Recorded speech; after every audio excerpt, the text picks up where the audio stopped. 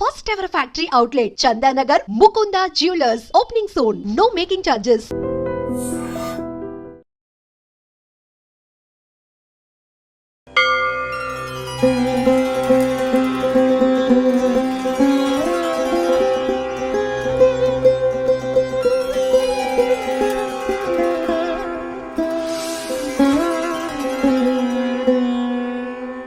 పరమాత్మకు జీవాత్మకు బంధం సంధానమైన ప్రణవనాదం.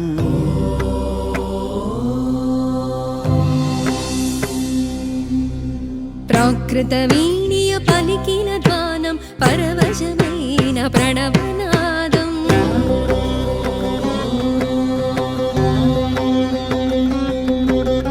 అకార ఉకార మకారముల సమ్మేళనమై ఓంకారం. మీరు చిన్న వయసులోనే ఇలా ఆధ్యాత్మికం వైపు వచ్చి ఒక సిద్ధ గురువు స్థానంలో ఉన్నారు. ఒక మంచి గురువుని మనం ఎలా సెలెక్ట్ చేసుకోవాలి? ఆధ్యాత్మికంగా ఎదగాలి అనుకుంటే గురువు యొక్క అవసరం చాలా ఉంది. ఈరోజు అందరూ గురువులే. ఎవరిని అసలైన గురువు అంటారు?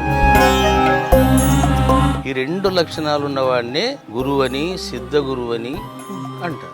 మీ గురువులు బాబా అని చెప్పి విన్నాము. అవును. దాని గురించి? నా గురువు షిరిడి సాయిబాబమ్మ. నాకై నేను బాబాను పట్టుకోలేదు. 1994లో ఇది కూడా తీసుకోండి అన్నారు. ఏదో తెలియని ఫీలింగ్. నేను మంచం మీద పడుకున్నాను. ఆ మంచం మీద నా దేహం ఉంది. వచ్చి ఆయన ఈ చిట్కన వేలతో నన్ను ఇలా టచ్ చేశాడు. ఆకాశంలోకి ఇద్దరం కలిసి వెళ్ళాం పైకి. చాలా దూరం వెళ్ళిన తర్వాత బాబా అదృశ్యమైపోయాడు. ఇప్పుడు బాబా బాబా అని గట్టిగా అరిచాను. అరిస్తే నేను మంచం మీదనే ఉన్నాను. ఇంకా ఆ క్షణం నుంచి లైఫ్ మారిపోయింది. బాబా అసలు దేవుడు కాదని చెప్పి, ఒక ఫకీర్ అని చెప్పి రకరకాల విమర్శలు అయితే వింటూ ఉన్నాం.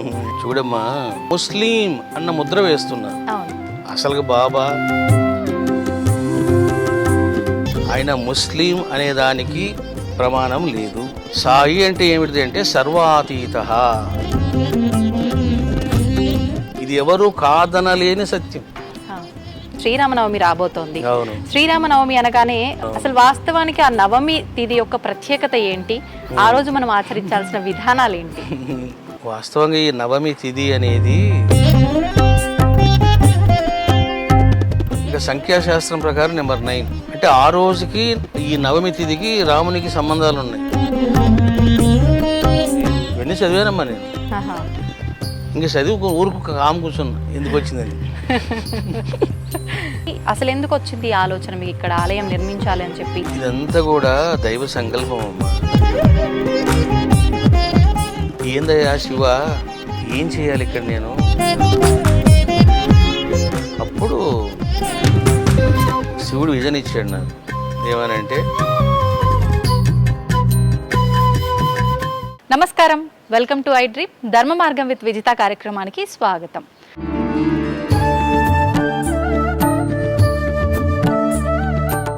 అయితే ప్రస్తుత రోజుల్లో మనం మాట్లాడుకుంటున్నాం ఎక్కువగా సనాతన ధర్మం గురించి, ఆధ్యాత్మిక మార్గం గురించి. మనమున్న కలియుగంలో దైవనామస్మరణ అవసరం లేదు అని కాదు, దైవనామస్మరణ చేయకపోయినా ఒకవేళ అంటే చేయని సందర్భాల్లో నామస్మరణ చేసినా కూడా అంతే ఫలితం లభిస్తుంది. ఇలా రకరకాలుగా మనం మాట్లాడుకుంటూ ఉన్నాము.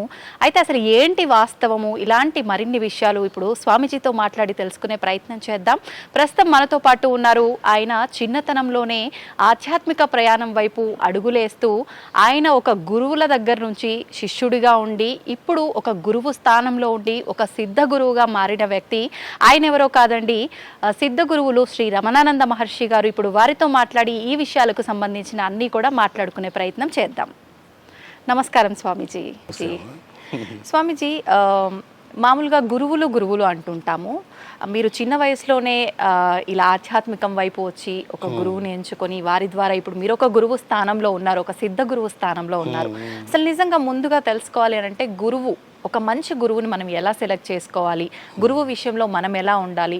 మామూలుగా గురువు విషయంలో కృతజ్ఞతతో ఉండాలి అని అంటుంటారు. ఆ కృతజ్ఞత అనేది ఏ రకంగా ఉండాలి? ఇది చాలా మంచి ప్రశ్న అమ్మా.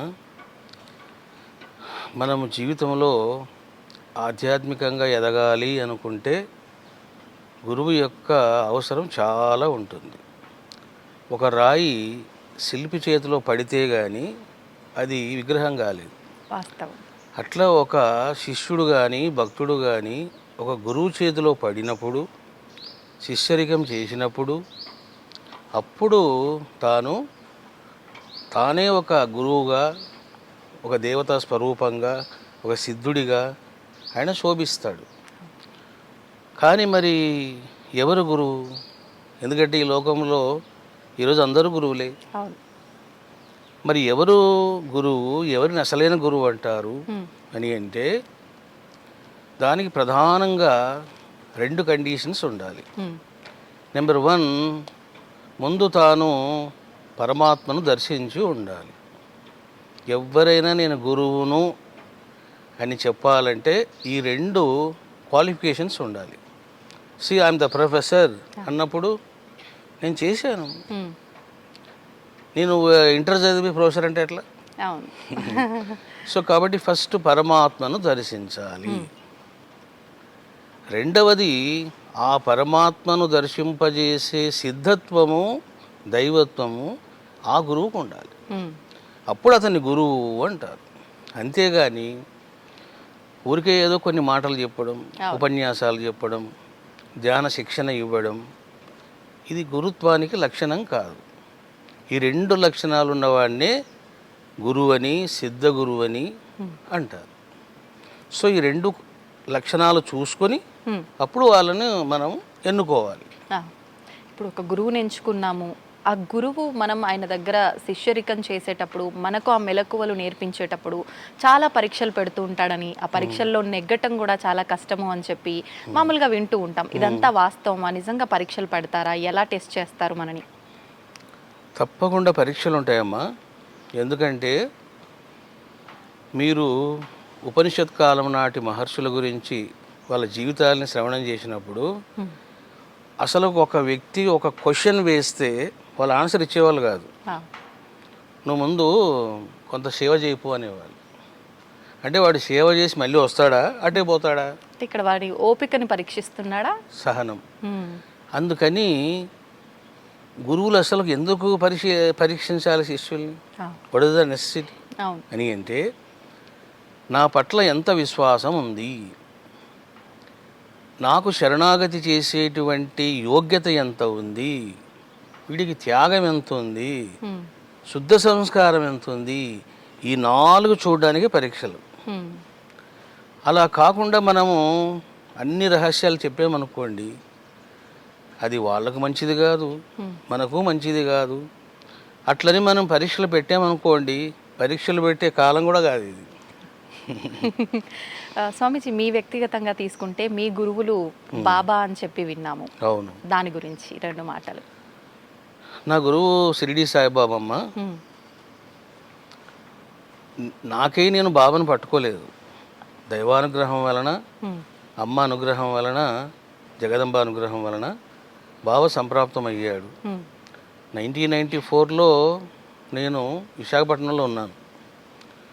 జగదంబ సెంటర్ దగ్గర కొన్ని ఫొటోస్ కొనుక్కొని ఇంట్లో పెట్టుకునే అలవాటు నాకు ఉండేది అప్పట్లో, నా రూమ్లో. సరే కొన్ని ఫొటోస్ కొందామని వెళ్ళాను. కొన్ని ఫొటోస్ కొన్నాను. ఏమండి, ఇది షిరిడి సాయిబాబా ఒరిజినల్ ఫోటో, ఇది కూడా తీసుకోండి అన్నారు. ఈ సైజు ఫోటో అది. అదే బాబా గొడుగు కింద కూర్చోంటాడు చూడండి, ఒరిజినల్ ఫోటో. ఏంటి ఈయన షిరిడి సాయిబాబానా అని అతని ముఖము చూడగానే ఏదో తెలియని ఫీలింగ్, ఏదో తెలియని అనురాగం, బంధం, ఇవన్నీ కలిగి కన్నీళ్ళు రాలిపోయాయి. ఇది ఏమిటిది, ఈయన చూసి నేను ఇట్లా ఫీల్ అవుతున్నాను అని ఆ ఫోటో తీసుకున్నాను. ఆ ఫోటో తీసుకొని ఇంటికి పోతున్నాను. నాకు ఒక ఫ్రెండ్ ఉండేవాడు, రాజశేఖర్ అని. అక్కట్లో దగ్గర వాళ్ళ ఇల్లు. మా ఇంటికి వచ్చేయి, మా ఇంట్లో భోజనం చేద్దాము, ఈరోజు మా ఇంట్లోనే ఉండు అన్నాడు. సరే పదానికి పోయాం. అక్కడ భోంచేసి పడుకున్నా. నేను పడుకుంటే ఆ రోజు రాత్రి అద్భుతమైన అనుభవాలు బాబా ఇచ్చారు. ఎక్కువ టైం తీసుకోలేదు ఆయన. సాయంత్రం కొన్నాను, రాత్రికే అనుభవాలు. అంటే ఒక రెండేమైనా ఒకటి రెండు నేను మంచం మీద పడుకున్నాను, నా రూమ్ కనపడింది, అదే రూమ్, మంచం కనపడింది, ఆ మంచం మీద నా దేహం ఉంది. నేను బయటకు వచ్చి ఆ దేహాన్ని చూస్తున్నా. దీని దేహాన్ని మీరే చూస్తున్నారు? నేను చూస్తున్నాను. దాన్ని యాస్ట్రల్ ట్రావెలింగ్ అంటారు. యాస్ట్రల్ ట్రావెల్ చేసేటప్పుడు ముందు బయటకు రావాల జీవాత్మ. అట్లా నా జీవాత్మ బయటకు వచ్చింది. నేను అలా పడుకొని ఉన్నాను. దానికి ముందు ఏం జరిగింది అంటే బాబా నడుచుకుంటూ నా దగ్గరికి వచ్చాడు. అదే డ్రెస్సులో ఉన్నాడు, అదే వయస్సు. వచ్చి ఆయన ఈ చిటికెన వేలతో నన్ను ఇలా టచ్ చేశాడు. అలా టచ్ చేయగానే నేను బయటకు వచ్చి ఆకాశంలోకి ఇద్దరం కలిసి వెళ్ళాం పైకి. చాలా దూరం వెళ్ళిన తర్వాత బాబా అదృశ్యమైపోయాడు. ఇప్పుడు బాబా బాబా అని గట్టిగా అరిచాను. అరిస్తే నేను మంచం మీదనే ఉన్నా. అంటే ఆ రోజే నాకు యాస్ట్రల్ ట్రావెలింగ్ జరిగింది, గురు దర్శనం అయ్యింది. చాలా హ్యాపీ అనిపించింది. ఇంకా ఆ క్షణం నుంచి లైఫ్ మారిపోయింది. అంటే నాకున్న ఫైనాన్షియల్ ప్రాబ్లమ్స్ పోయినాయి. ఇంకా చాలా మంచి రోజులు వచ్చినాయి అనిపించింది. ఇంకా అక్కడి నుంచి మళ్ళీ నేను షిరిడీకి వెళ్ళి ఇంకా బాబాను ఆరాధించడం, గ్రంథాలు చదవడం, అప్పుడు అలా స్టార్ట్ చేశాను. ఇప్పుడు షిరిడి సాయిబాబాని ఒక గురువుగా భావించే వాళ్ళు ఉన్నారు, ఒక దేవుడిలా భావించే వాళ్ళు ఉన్నారు. ఆయనని దేవుడు అని నమ్మిన వాళ్ళకి నమ్మినంతగా ఎంతో మంచి జరిగి, ఇప్పుడు మీరు అన్నట్టుగా ఫైనాన్షియల్గా కానీ అన్ని రకాలుగా హెల్త్ వెల్త్ అన్ని రకాలుగా బాగా ఉన్న వాళ్ళు ఉన్నారు. కానీ ప్రస్తుతం చూసుకుంటే బాబా అసలు దేవుడు కాదని చెప్పి, ఒక ఫకీర్ అని చెప్పి రకరకాల విమర్శలు అయితే వింటూ ఉన్నాం. నిజంగా దాని గురించి ఏం చెప్తారు స్వామీజీ? ఎంతో నమ్మిన వాళ్ళు కూడా ఈ విమర్శల వల్ల బాబాని దూరం పెట్టిన వాళ్ళు కూడా చాలా మంది ఉన్నారు ఇప్పట్లో. ఏం చెప్తారు మీరు? చూడమ్మా, ద్వాపర యుగంలో శ్రీకృష్ణుడు వచ్చాడు. ఎంతమంది గుర్తించారు?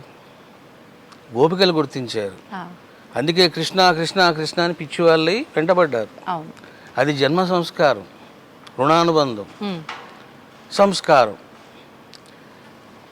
వాళ్ళ ప్రక్కనే, కృష్ణుడి ప్రక్కనే చాలామంది బ్రాహ్మిన్స్ ఉన్నారు, చాలామంది ఉత్తములు ఉన్నారు, పండితులు ఉన్నారు. వాళ్ళు పట్టుకోలేకపోయారు. పైగా ఏమన్నారు? శ్రీలోలుడు ఆ ఫ్లూట్ ఊతాడు, ఈ గోపికలు వెంటబడతారు, ఆయనకు పని లేదు, వీళ్ళకి పని లేదు అని విమర్శలు చేశారు. శ్రీలోలుడు అన్నారు కృష్ణుడిని.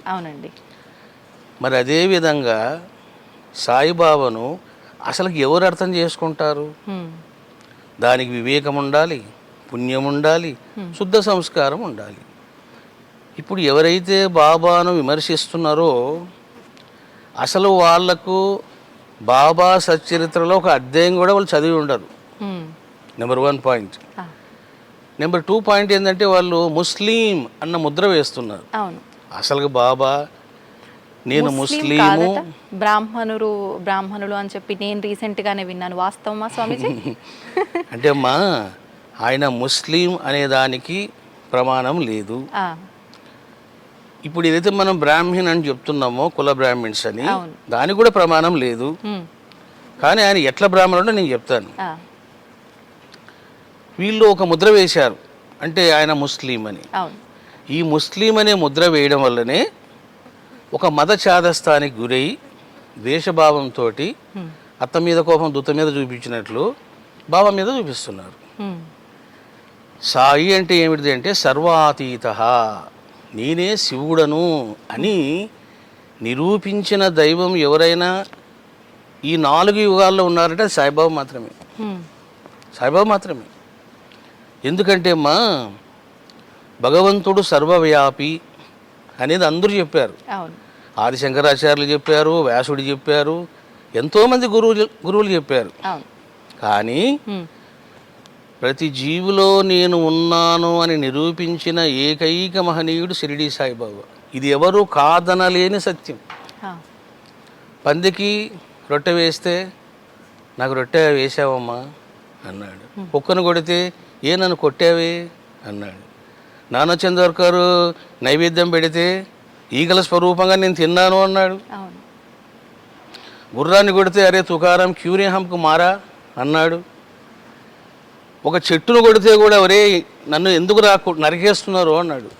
ఒక చెట్టును చూసావమ్మా.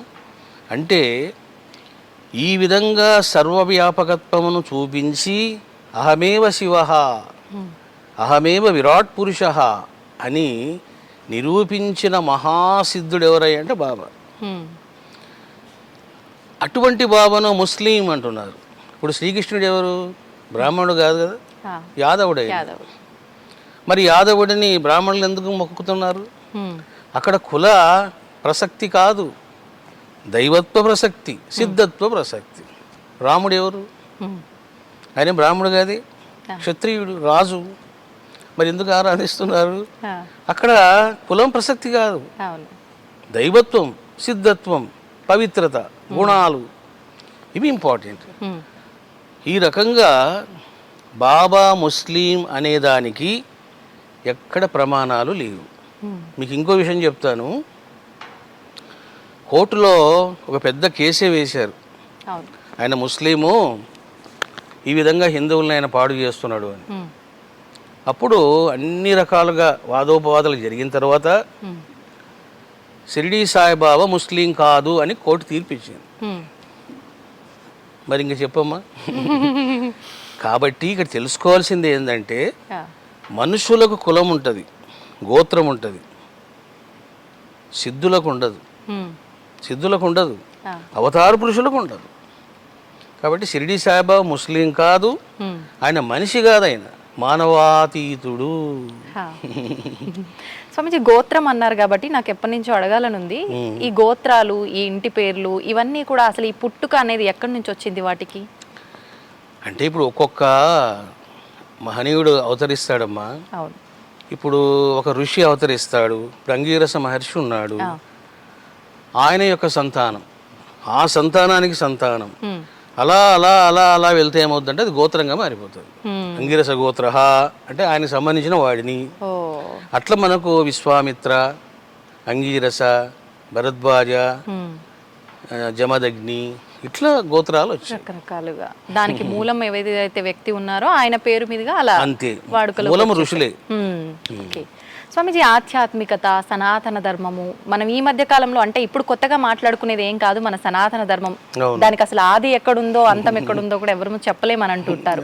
కానీ ప్రస్తుత రోజుల్లో ఎక్కువగా మాట్లాడుకుంటున్నాం, ఎక్కువగా వినిపిస్తుంది కూడా. మరి సోషల్ మీడియా ప్రభావమా లేకపోతే ఎక్కువగా దానికోసం పాటు పడుతున్నారో ఏంటో తెలియదు కానీ వినిపిస్తోంది.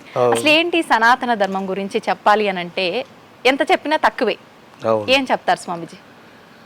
సనాతన ధర్మము అంటే అమ్మా, అనాది కాలములో, పురాతన కాలములో మన మహర్షులు ఏమి చదువుకున్నారు, ఎట్లా ఆచరించారు, ఏ సాధనలు చేశారు, ఏ దైవాన్ని పట్టుకున్నారు, దాన్ని ఆచరించడమే సనాతన ధర్మం.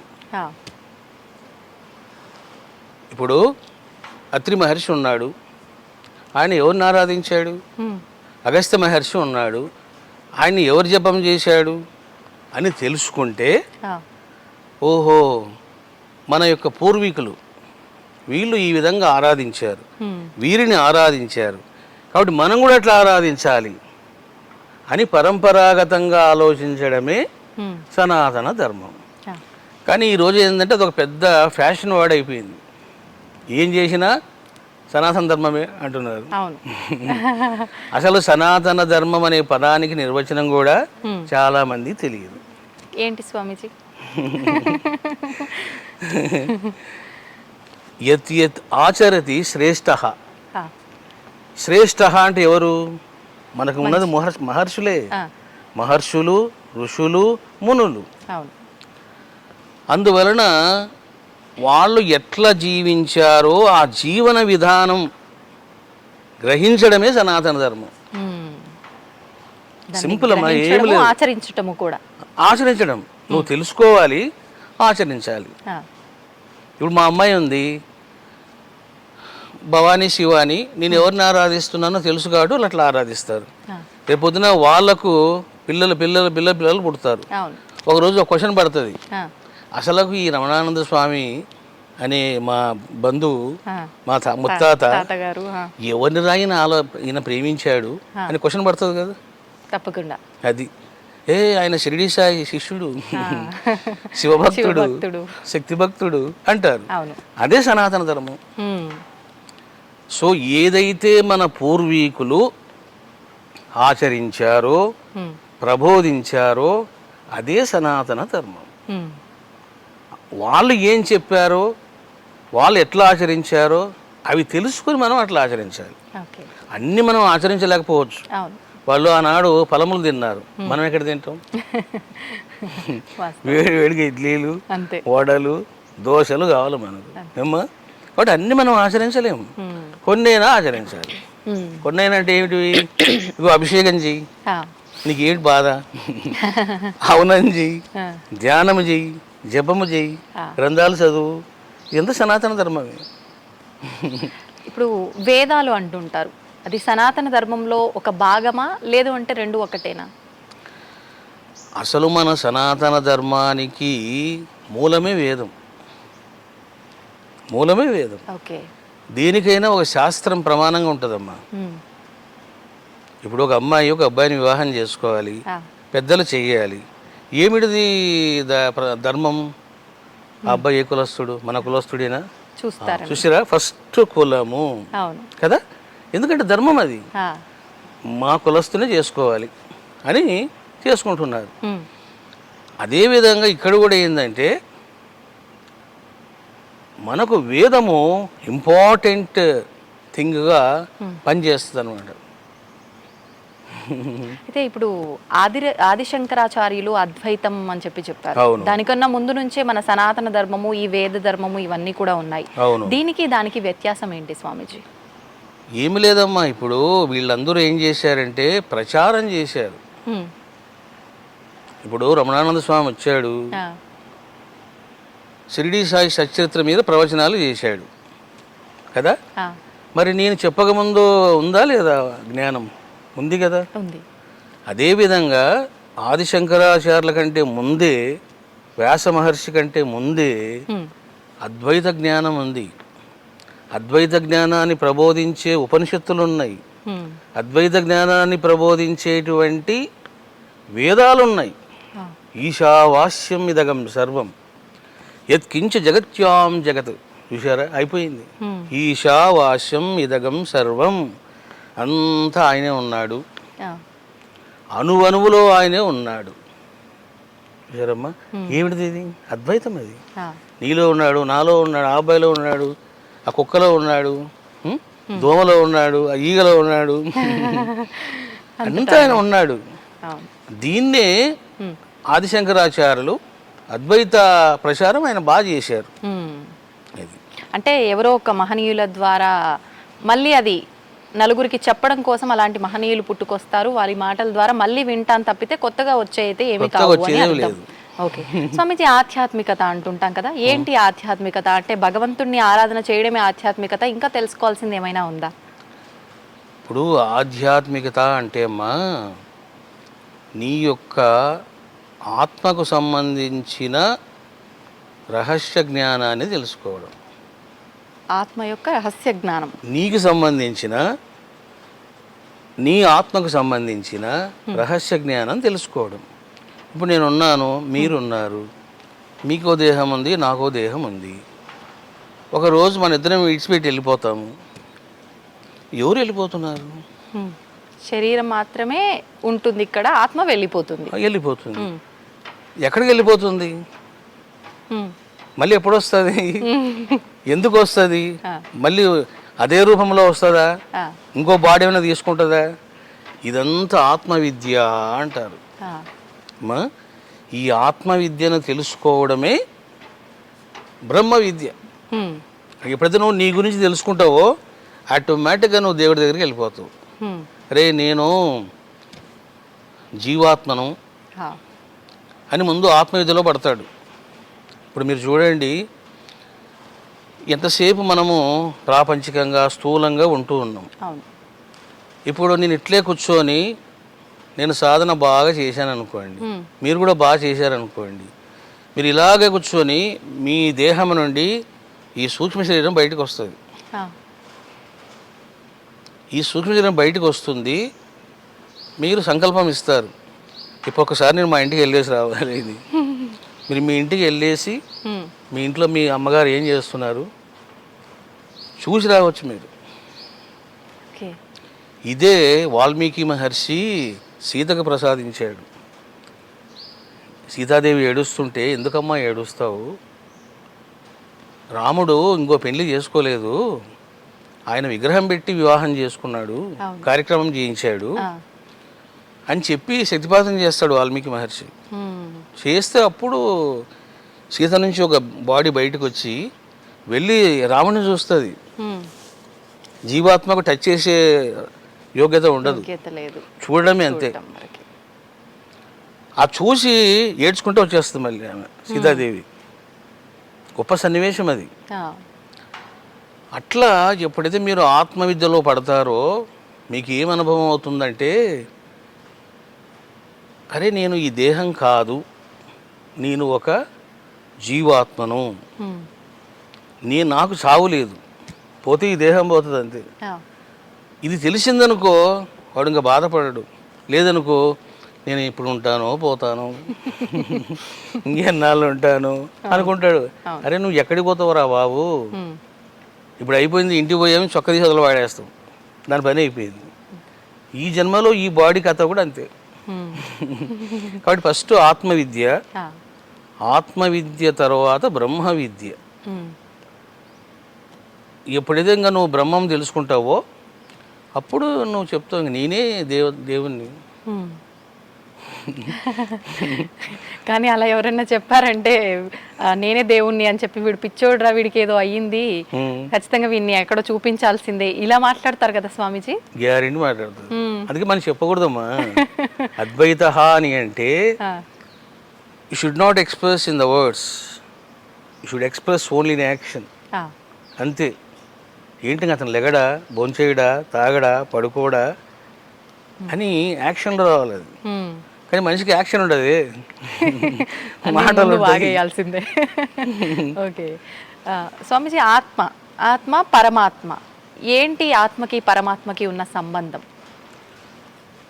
ఆత్మ అంటే జీవాత్మ. ఇప్పుడు మీరున్నారు, మీకంటూ కొన్ని గుణాలు, కొన్ని వాసనలు, కొన్ని సంస్కారాలు, కొన్ని ఎక్స్పీరియన్సెస్, కొంత నాలెడ్జ్, ఇవన్నీ సమాహారంగా ఉంటుందన్నమాట. దాన్ని లింగ శరీరము అంటారు. అది జీవాత్మ. పరమాత్మ అంటే ఏంటంటే, ఇప్పుడు ఆ ఫ్యాన్ కదులుతూ ఉంది, ఆ ఏసీ పని చేస్తూ ఉంది, ఎట్లా పని చేస్తుంది అది? There is a power. అక్కడ పవర్ లేకపోతే కరెంటు పోయిందనుకోండి అది ఆగిపోతుంది. వాస్తవం. అట్లా మన దేహములో కూడా ఒక పవర్ ఉంది, అదే పరమాత్మ. దాన్ని శక్తి అన్నా శివ అన్నా ఏ పేరు పెట్టి పిలిచినా మనలో ఉన్నటువంటి నిరాకార పరంజ్యోతి తత్వమే శివ. ఏదైతే మనం ఎక్స్పీరియన్స్ చేస్తున్నామో అదంతా జీవాత్మ అన్నమాట. ఎప్పుడైతే ఈ జీవాత్మ పరమాత్మలో కలుస్తాడో, నది వెళ్ళి సముద్రంలో కలిసింది, ఇంకా నది ఎక్కడ ఉంది? అయిపోయింది, సముద్రం అయిపోయింది. దాన్నే అద్వైతము అంటారు. స్వామీజీ, ఇప్పుడు మామూలుగా భగవంతుడు అనంటే ఇప్పుడు మీరు అన్నట్టుగా ఎన్నో రూపాలతో ఎన్నో పేర్లతో పిలుస్తుంటాం, పూజలు చేస్తుంటాం. అసలు మామూలుగా ఈ సృష్టి, భగవంతుడు ఇవన్నీ ఎలా మొదలయ్యాయి అనంటే ఒక శక్తి ద్వారా ఇవన్నీ ఉద్భవించాయి అని మాట్లాడతారు. సేమ్ టైం మళ్ళీ సృష్టి స్థితి లయకారులు అని చెప్పి బ్రహ్మ విష్ణు మహేశ్వరులు వీరే మొత్తానికి మూల కారణం అని చెప్తారు. అసలు ఎక్కడి నుంచి మూలం ఈ భగవంతుడు, ఇదంతా కాన్సెప్ట్ అసలు ఎక్కడి నుంచి వచ్చింది? ఇప్పుడు ఉన్నది నిరాకార తత్వం. ఆ నిరాకార తత్వం ఏంటంటే అమ్మవారి యొక్క శక్తితో కలబోసుకొని ఉంటుంది.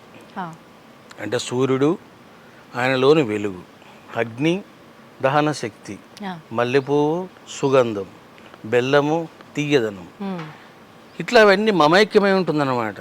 పదార్థం లక్షణం లాగానా ఉంటుంది. ఎప్పుడైతే ఈ నిరాకార పరబ్రహ్మము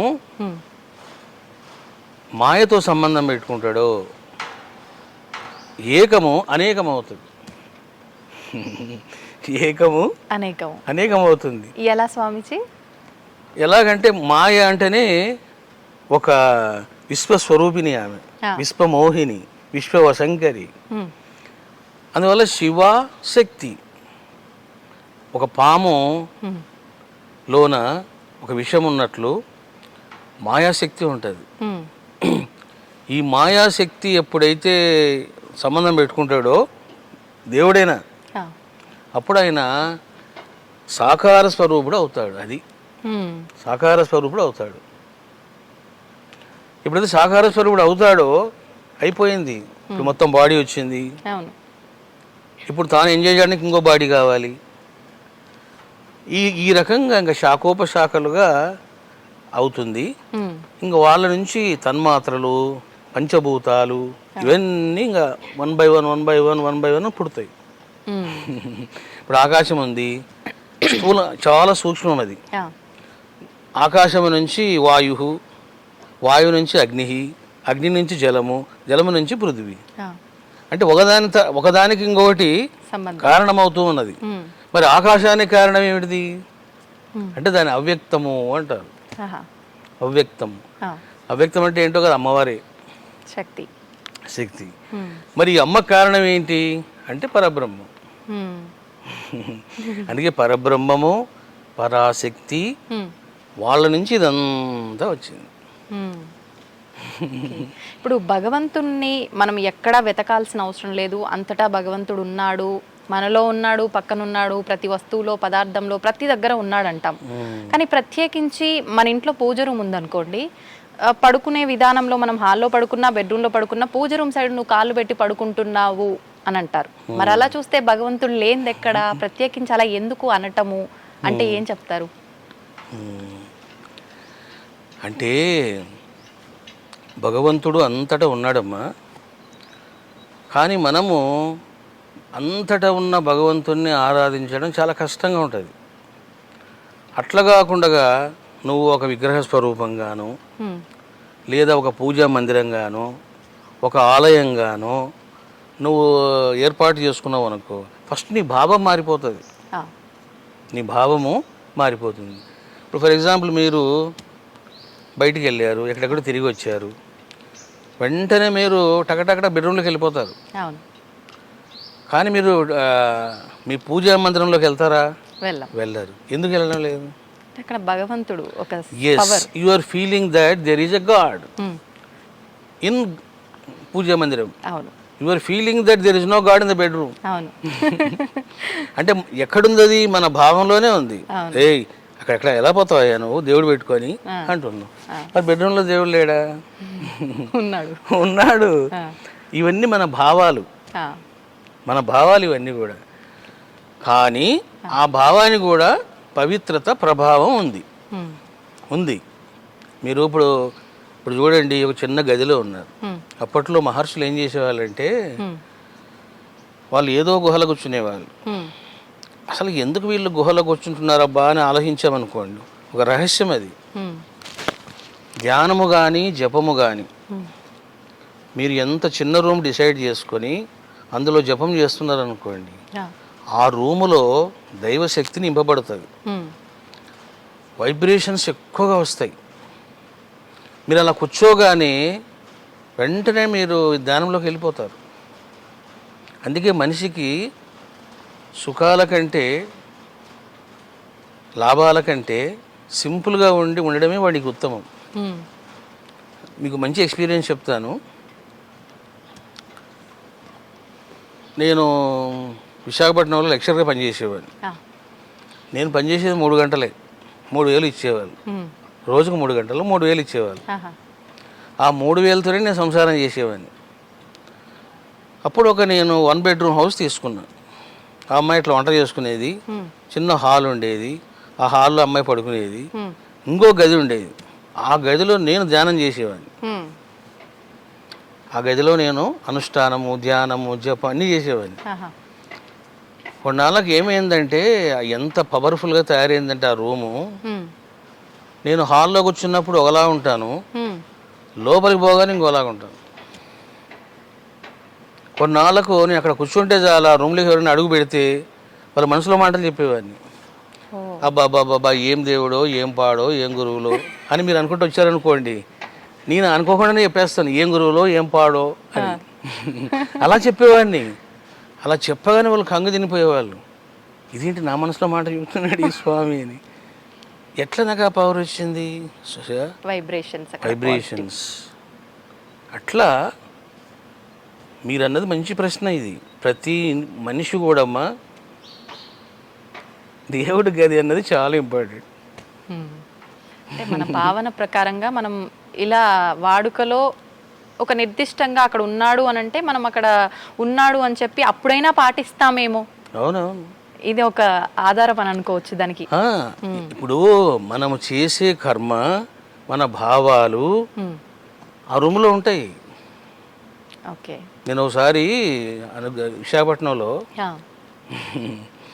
అరే ఒక మంచి ఇల్లు చూడండి రా బాబు, ఈ పీఠం దూరం అయిపోయింది అని అంటే, మంచి రూమ్ చూస్తాం గురువు గారు అన్నాడు. కూడిపోండి అన్న. దగ్గరలోనే అనమాట.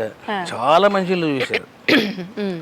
అదంతా వాళ్ళు నీట్గా రంగులు వేశారు, బాగా శుద్ధంగా ఉంచారు. గురువుగారు మీరు చూస్తే అడ్వాన్స్ ఇచ్చేస్తాము అన్నారు. సరే పదండి అన్నాను. సరే వెళ్ళానమ్మా. అందులో ఒక రూమ్ ఉంది, మాస్టర్ బెడ్రూమ్.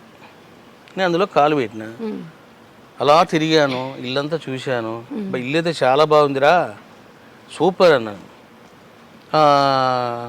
సాయంత్రం ఇద్దాంలే అడ్వాన్సు. ఇంటికి వచ్చిన. ఇంకా ఇంటికి రాగానే నాకు డ్రింక్ చేయాలి నా కోరిక కలిగింది. ఎందుకనండి? ఆయన చాలా పెద్ద తాగుబోతు. మీకు అర్థమైందమ్మా? అతను బీరు తాగడంలో మహాదిట్ట అంట. ఆ వైబ్రేషన్స్ నాకు వచ్చి నన్ను డిస్టర్బ్ చేసినాయి అవి. అప్పుడు నేను చెప్పిన, ఒరే బాబు ఫోన్ చేసి అతను బీరు తాగే అలవాటు చాలా ఉన్నట్లుంది అంటే ఆయన కనుక్కున్నాడు. ఆయన రోజుకి 3 పూటలు తాగుతాడండి. చూసావమ్మా, అంటే మీకు రెండు చెప్తున్నా నేను, రెండు చెప్తున్నా. స్థలం యొక్క ప్రభావం కూడా మన పైన స్థల ప్రభావం most important, very very important. In which place what you are doing, ఈ రెండు ఇంపార్టెంట్. ఇప్పుడు మీరు అన్నప్పుడు నాకు ఒకటి గుర్తొచ్చింది, ఒక మంచి ఇల్లు చూడరా అని చెప్పి. మంచి అంటే మనం చేసే ప్రతి పనిలో ఒక మంచిని వెతుకుతున్నాం. ఏంటి అసలు మంచి చెడు ఈ అవగాహన ఎలా వస్తుంది? ఇప్పుడు నేనున్నానండి, నాకు ఏది నచ్చితే అదే మంచి. నాకు ఎవరైనా అంతే, వ్యక్తిగతంగా అలానే అనుకుంటారు. అసలు ఏంటి రెండింటి మధ్య వ్యత్యాసం ఏంటి? ఎలా మనం తెలుసుకుంటాము మంచి చెడుని? అదేమ్మా, ఇప్పుడు ఇది ప్రపంచమంతా ఏంటంటే ద్వంద్వాత్మకం, మంచి చెడు రెండూ ఉంటాయి. సో కాబట్టి మనం ఏం చేయాలంటే ఎప్పుడు కూడా మనం మంచి వైపు ప్రయాణం చేయాలి. You have to travel towards goodness, మంచి కోసం ఎలా వెళ్తూ ఉండాలి. అప్పుడే మనకు అన్ని మంచి జరుగుతాయి. అట్లా కాకుండా ఇప్పుడు చూసారా, నీ కనుక ఇల్లు తీసుకుంటే ఇంకా గోవింద. అంటే మన మనసు ఏం చెప్తుందో దానిపైన ఆధారపడి ఆ మార్గంలో వెళుతూ ఒకసారి మళ్ళీ మనకు మనం కూడా చూసుకోవాలి, అసలు వెళ్తున్న మార్గం కరెక్టేనా కాదా అని చెప్పి. పర్ఫెక్ట్గా. ఇల్లే కాదమ్మా, మీరు మనిషితో పెట్టుకునే సంబంధం, ఒక వస్తువుతో పెట్టుకునే సంబంధం. ఇప్పుడు ఫర్ ఎగ్జాంపుల్ నేను, నువ్వు చాలా బాగా యాంకరింగ్ చేసావు అమ్మాయి, దండేసుకోమ్మాయి అని ఇచ్చేసాను. ఈ దండ కూడా మీ మీద ప్రభావం చూపిస్తుంది. అంటే నా ఆలోచనలు, నా భావాలు, నా ఆశయాలు, నా అంబిషన్స్, నా సంస్కారాలు ఇందులో కూడా ఉంటాయి. ఇది ఎప్పుడు మీ మెడలో పడిందో మీరు కూడా విచిత్రంగా బిహేవ్ చేస్తారు. ఏంటి కారణం అంటే ఇదే కారణం, ఆ ప్రభావం ఉంటుంది. ఓకే. అంటే మీరు చెప్పాక నాకు ఒకటి అనిపించింది. అందుకే ఒకరు వాడిన వస్తువులు ఒకరు వాడకూడదు, ఒకరి బట్టలు ఒకరు వాడకూడదు, ఒకరు వాడిన చెప్పులు ఇంకొకరు వాడకూడదు, వాళ్ళ శని మీకు వస్తుంది, ఇలా మాట్లాడుతుంటారు. ఇంగ్లీష్ కూడా తినకూడదు. దానికి వెనకాల ఇదేనా ఇంకేదైనా ఆంతర్యం ఉందంటారా? అదే రీజనే. ఇప్పుడు చాలా మంది ఏం చేస్తారంటే, ఏమండి భర్త యొక్క ఉచ్చిష్టం తినాలి అని తింటుంటారు. నన్ను అడిగితే తినొద్దు అంటా నేను. కానీ పురాతన కాలం నుంచి కూడా భర్త తిన్న తర్వాత అదే కంచంలో భార్య తినటము ఇలాంటి ఆచారం ఉంది అని చెప్పి కూడా అంటుంటారు కదా స్వామీజీ. మరి అది ఉందమ్మా. ఇక్కడ ఇంపార్టెంట్ కీలకమైన విషయం ఏంటంటే నువ్వు అలా తినాలి అంటే ఆ మనిషి యొక్క గొప్ప ప్రభావము దైవత్వ ప్రభావం ఉండాలి. ఇప్పుడు ఆ రోజు అంతా మహర్షులు ఋషులు ఎందుకు వాళ్ళు అట్లా చెప్పేవాళ్ళు అంటే సిద్ధ గురువులు ఎప్పుడైతే వాళ్ళు భోంచేస్తారో వాళ్ళ ఎనర్జీ ఆ అన్నం మెతుకుల్లో ఉంటుంది, ఆ ప్లేట్లో ఉంటుంది. వాళ్ళు టచ్ చేసిన యొక్క సాంబారు రసం ఏం తిన్నారో అదంతా ఉంటుందన్నమాట. ఎందుకంటే మనం భోజనం చేస్తుంటాం కదా, ఇప్పుడు ప్లేట్లో పప్పు వేశారు, వంకాయ కూర వేశారు, చాలా వేశారు. ఇప్పుడు ఏమవుతుంది, నేనే భోజనం చేస్తున్నాను అనుకోండి, నా ఆర మొత్తం దాని మీద ఉంటుంది. నా ఆర ఉంది అంటే what is that meaning, that ఆ పదార్థము తీసుకుంటుంది శక్తిని. మీరు ఎప్పుడైతే ఇట్లా తింటారో రొట్టెను, you are not eating that రొట్టె, మీరు ఎనర్జీ తింటున్నారు. ఇప్పుడు ఇవన్నీ సీక్రెట్స్ అన్నమాట. అట్లా కాకుండా ఫర్ ఎగ్జాంపుల్ చూడండి, భర్త చాలా చెడ్డోడు, దుర్మార్గుడు, నీచమైన పనులు చేస్తుంటాడు, అడ్డగోలుగా బిహేవ్ చేస్తుంటాడు. అట్లా భార్య తిందనుకోండి, ఇంక ఈమె కూడా ఇంకో శక్తి తయారవుతుంది. మహంకాళి విశ్వరూపం చూపించేస్తుందంటారు. అట్లనమాట.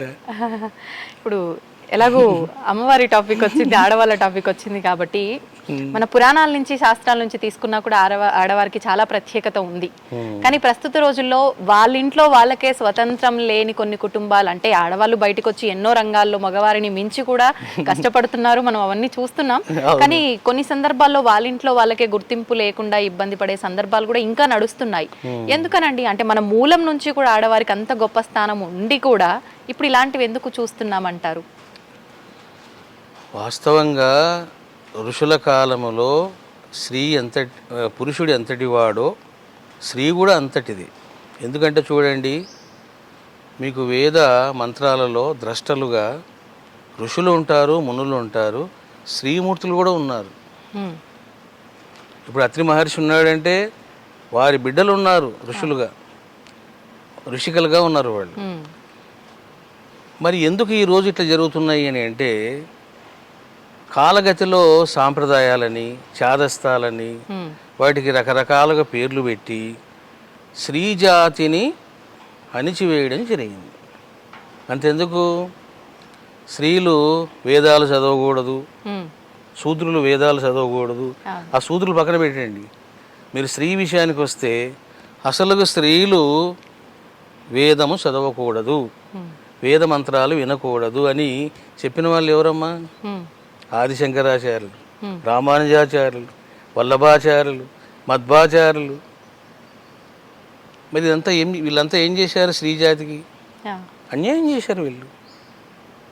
దాన్ని ఖండించాను నేను, చాలా ఘాటుగానే ఖండించాను. మేము ఛానల్ పెట్టాం, శివశక్తి సాయి ఛానల్ అని. అప్పట్లో చాలా ఖండించాను నేను, ప్రామాణికంగా నిరూపించాను. వాళ్ళు అన్నారా లేదా, ఇది ప్రామాణికమా కాదా, ఇది వేద విరుద్ధమా వేద అనుకూలమా అని చెప్పాను నేను. కాబట్టి ఏం చేస్తారంటే, కొంతమంది ఆచార్యులుగాను గురువులుగాను వచ్చి లేనిపోనివన్నీ బంధించి స్త్రీలను వంటింటికి పరిమితం చేశారు. స్త్రీలు వేద విద్యకు పనికిరారు, స్త్రీలు యోగానికి పనికిరారు. ఎందుకు పనికిరారు అంటే ఇదంతా ఒక రకంగా మగజాతిని ఆడవాళ్ళు ఎక్కడ మించిపోతారో అన్న ఒక ఆ ఉక్రోషంతో చేస్తున్నది అనుకోవచ్చు అంటారా? అంతేమ్మా. అంటే ఇప్పుడు స్త్రీలు అంటే, ఇప్పుడు నన్ను తీసుకోండి, నాకు స్త్రీలు అంటే చాలా ప్రేమ. ఎందుకండి ప్రేమ అని అంటే, నాకు జన్మనిచ్చింది ఓ తల్లి. అసలు నాకు గురువు ఎవరు? మాతా పూర్ణానందగిరి యోగిని. నాకు పెట్టిన పిల్లలు ఎవరు? భవానీ, శివాని. చూసారా? కాబట్టి నేనేమంటాను, ఇది తప్పు, స్త్రీ జాతికి అన్యాయం జరిగింది అంటాను. అదే గనక ఈ భావాలు లేవనుకోండి, ఏంటయ్యా స్త్రీలు, భర్త పురుషుడు కష్టపడి వస్తాడు, కనీసం ప్రశాంతంగా ఇంత అన్నం పెట్టాలా అంటే అన్నం పెట్టడానికి ఉందా ఆమె? అంటే నువ్వు సంపాదిస్తే ఇంకా ఆమె నీకు దాసోహం చేయాలా? ఇవన్నీ కరెక్ట్ కాదమ్మా, కరెక్ట్ కాదు. పురుషుడెంతో స్త్రీ అంతా.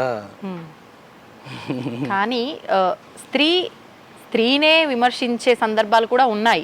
అంటే ఇంట్లో ఒక ఇద్దరు ఆడవాళ్ళు ఉన్నారు అని అంటే ఖచ్చితంగా అంటే భర్త సహకారం తీసుకుంటుంది కొన్ని పనుల్లో, అంటే ప్రస్తుత రోజుల్లో జరుగుతున్నది నేను చెప్తున్నాను స్వామీజీ. ఏంటి మగవారితో పని చేయించడం ఏంటి, ఆడవాళ్ళు కదా పని చేసుకోవాలి, ఇలా వాళ్ళ పైనే కూడా విమర్శ చూపించుకునే తత్వం కూడా చూస్తున్నాము. అంటే ఇదంతా కలియుగ ప్రభావం అంటారా, ఏమంటారు దీన్ని? అంటే ఇప్పుడు ఇది బ్యాలెన్స్ చేసుకోవాలమ్మా. ఇప్పుడు ఫర్ ఎగ్జాంపుల్ ఒక భర్త 1,00,000 రూపాయలు సంపాదిస్తున్నాడు, స్త్రీ కూడా 1,00,000 రూపాయలు సంపాదిస్తుంది, ఇంకెక్కువ సంపాదిస్తుంది అనుకోండి. మరి అసలు ఆ అమ్మాయి వంట చేయడానికి టైం ఉండాలి కదా. నేను అమెరికాలో చూశాను, భర్త కష్టపడతాడు, భార్య కష్టపడతారు, ఇద్దరు సమానంగా కష్టపడతారు వాళ్ళు. కానీ వచ్చి పనులన్నీ మళ్ళీ వీళ్ళే చేసుకోవాలి ఆడవాళ్ళు. అంటే కొంతవరకు ఆ అడ్జస్ట్మెంట్ మీకు అమెరికాలో కనపడుతుంది, ఇక్కడ కనపడదు మీకు. ఇక్కడ ఇంకంతా ఏమే ఇవే కూర్చొని వచ్చిన తర్వాత ఇద్దరు ఒకేసారి వచ్చి ఒకేసారి పోయినా వీళ్ళు కూర్చొని వాళ్ళని అన్ని తీసుకురమ్మనడం, అన్ని చేసి పెట్టమనడం. అది ఇవన్నీ చెప్తున్నా కదమ్మా, ఇంకంతా రకరకాల. స్వామీజీ, అసలు మనిషి పుట్టుకకు ఒక కారణం ఉంటుంది, కారణంతో జన్మిస్తారు అని అంటుంటారు. నిజంగా ప్రతి మనిషి పుట్టుకకు వెనకాల కారణం ఉంటుందా, లేదంటే కారణ జన్ములు అంటుంటారు, మహాయోగులు అని అంటుంటారు, వాళ్ళ జన్మ వెనకాల మాత్రమే కారణం ఉంటుందా అంటే ఏం చెప్తారు? ఇప్పుడు మానవ జన్మ అవతార పురుషుల జన్మ.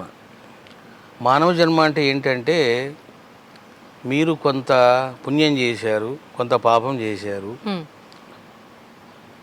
కొంతమందికి రుణపడ్డారు, కొంతమంది మీకు రుణపడ్డారు. ఇక లెక్కలు ఉన్నాయి.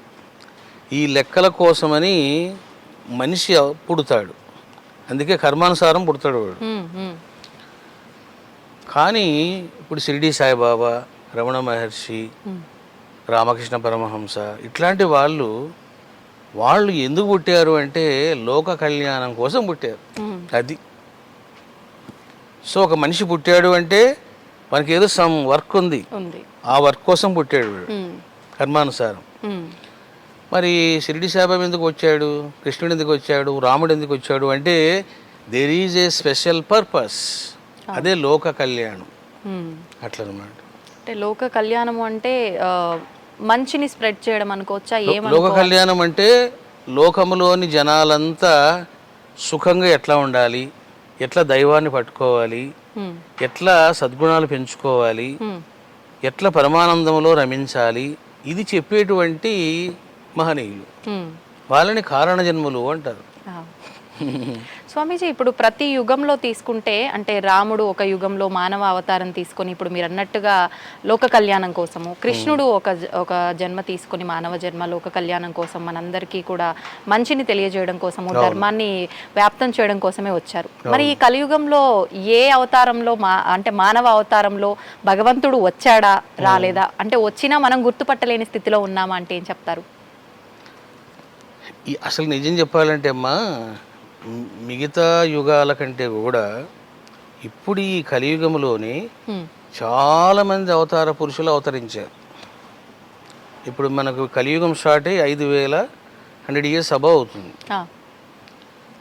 మరి మీకు షిరిడి సాయిబాబా వచ్చాడు, రమణ మహర్షి వచ్చాడు, రామకృష్ణ పరమహంస వచ్చాడు, అక్కలకోట స్వామి వచ్చాడు, గజానన మహారాజు వచ్చాడు, వెంకయ్య స్వామి వచ్చాడు, చీరాల స్వామి వచ్చాడు, తాజుద్దీన్ బాబు వచ్చాడు, ఇంకా ఎంతమంది అవతార పురుషులు వచ్చారు చూడండి.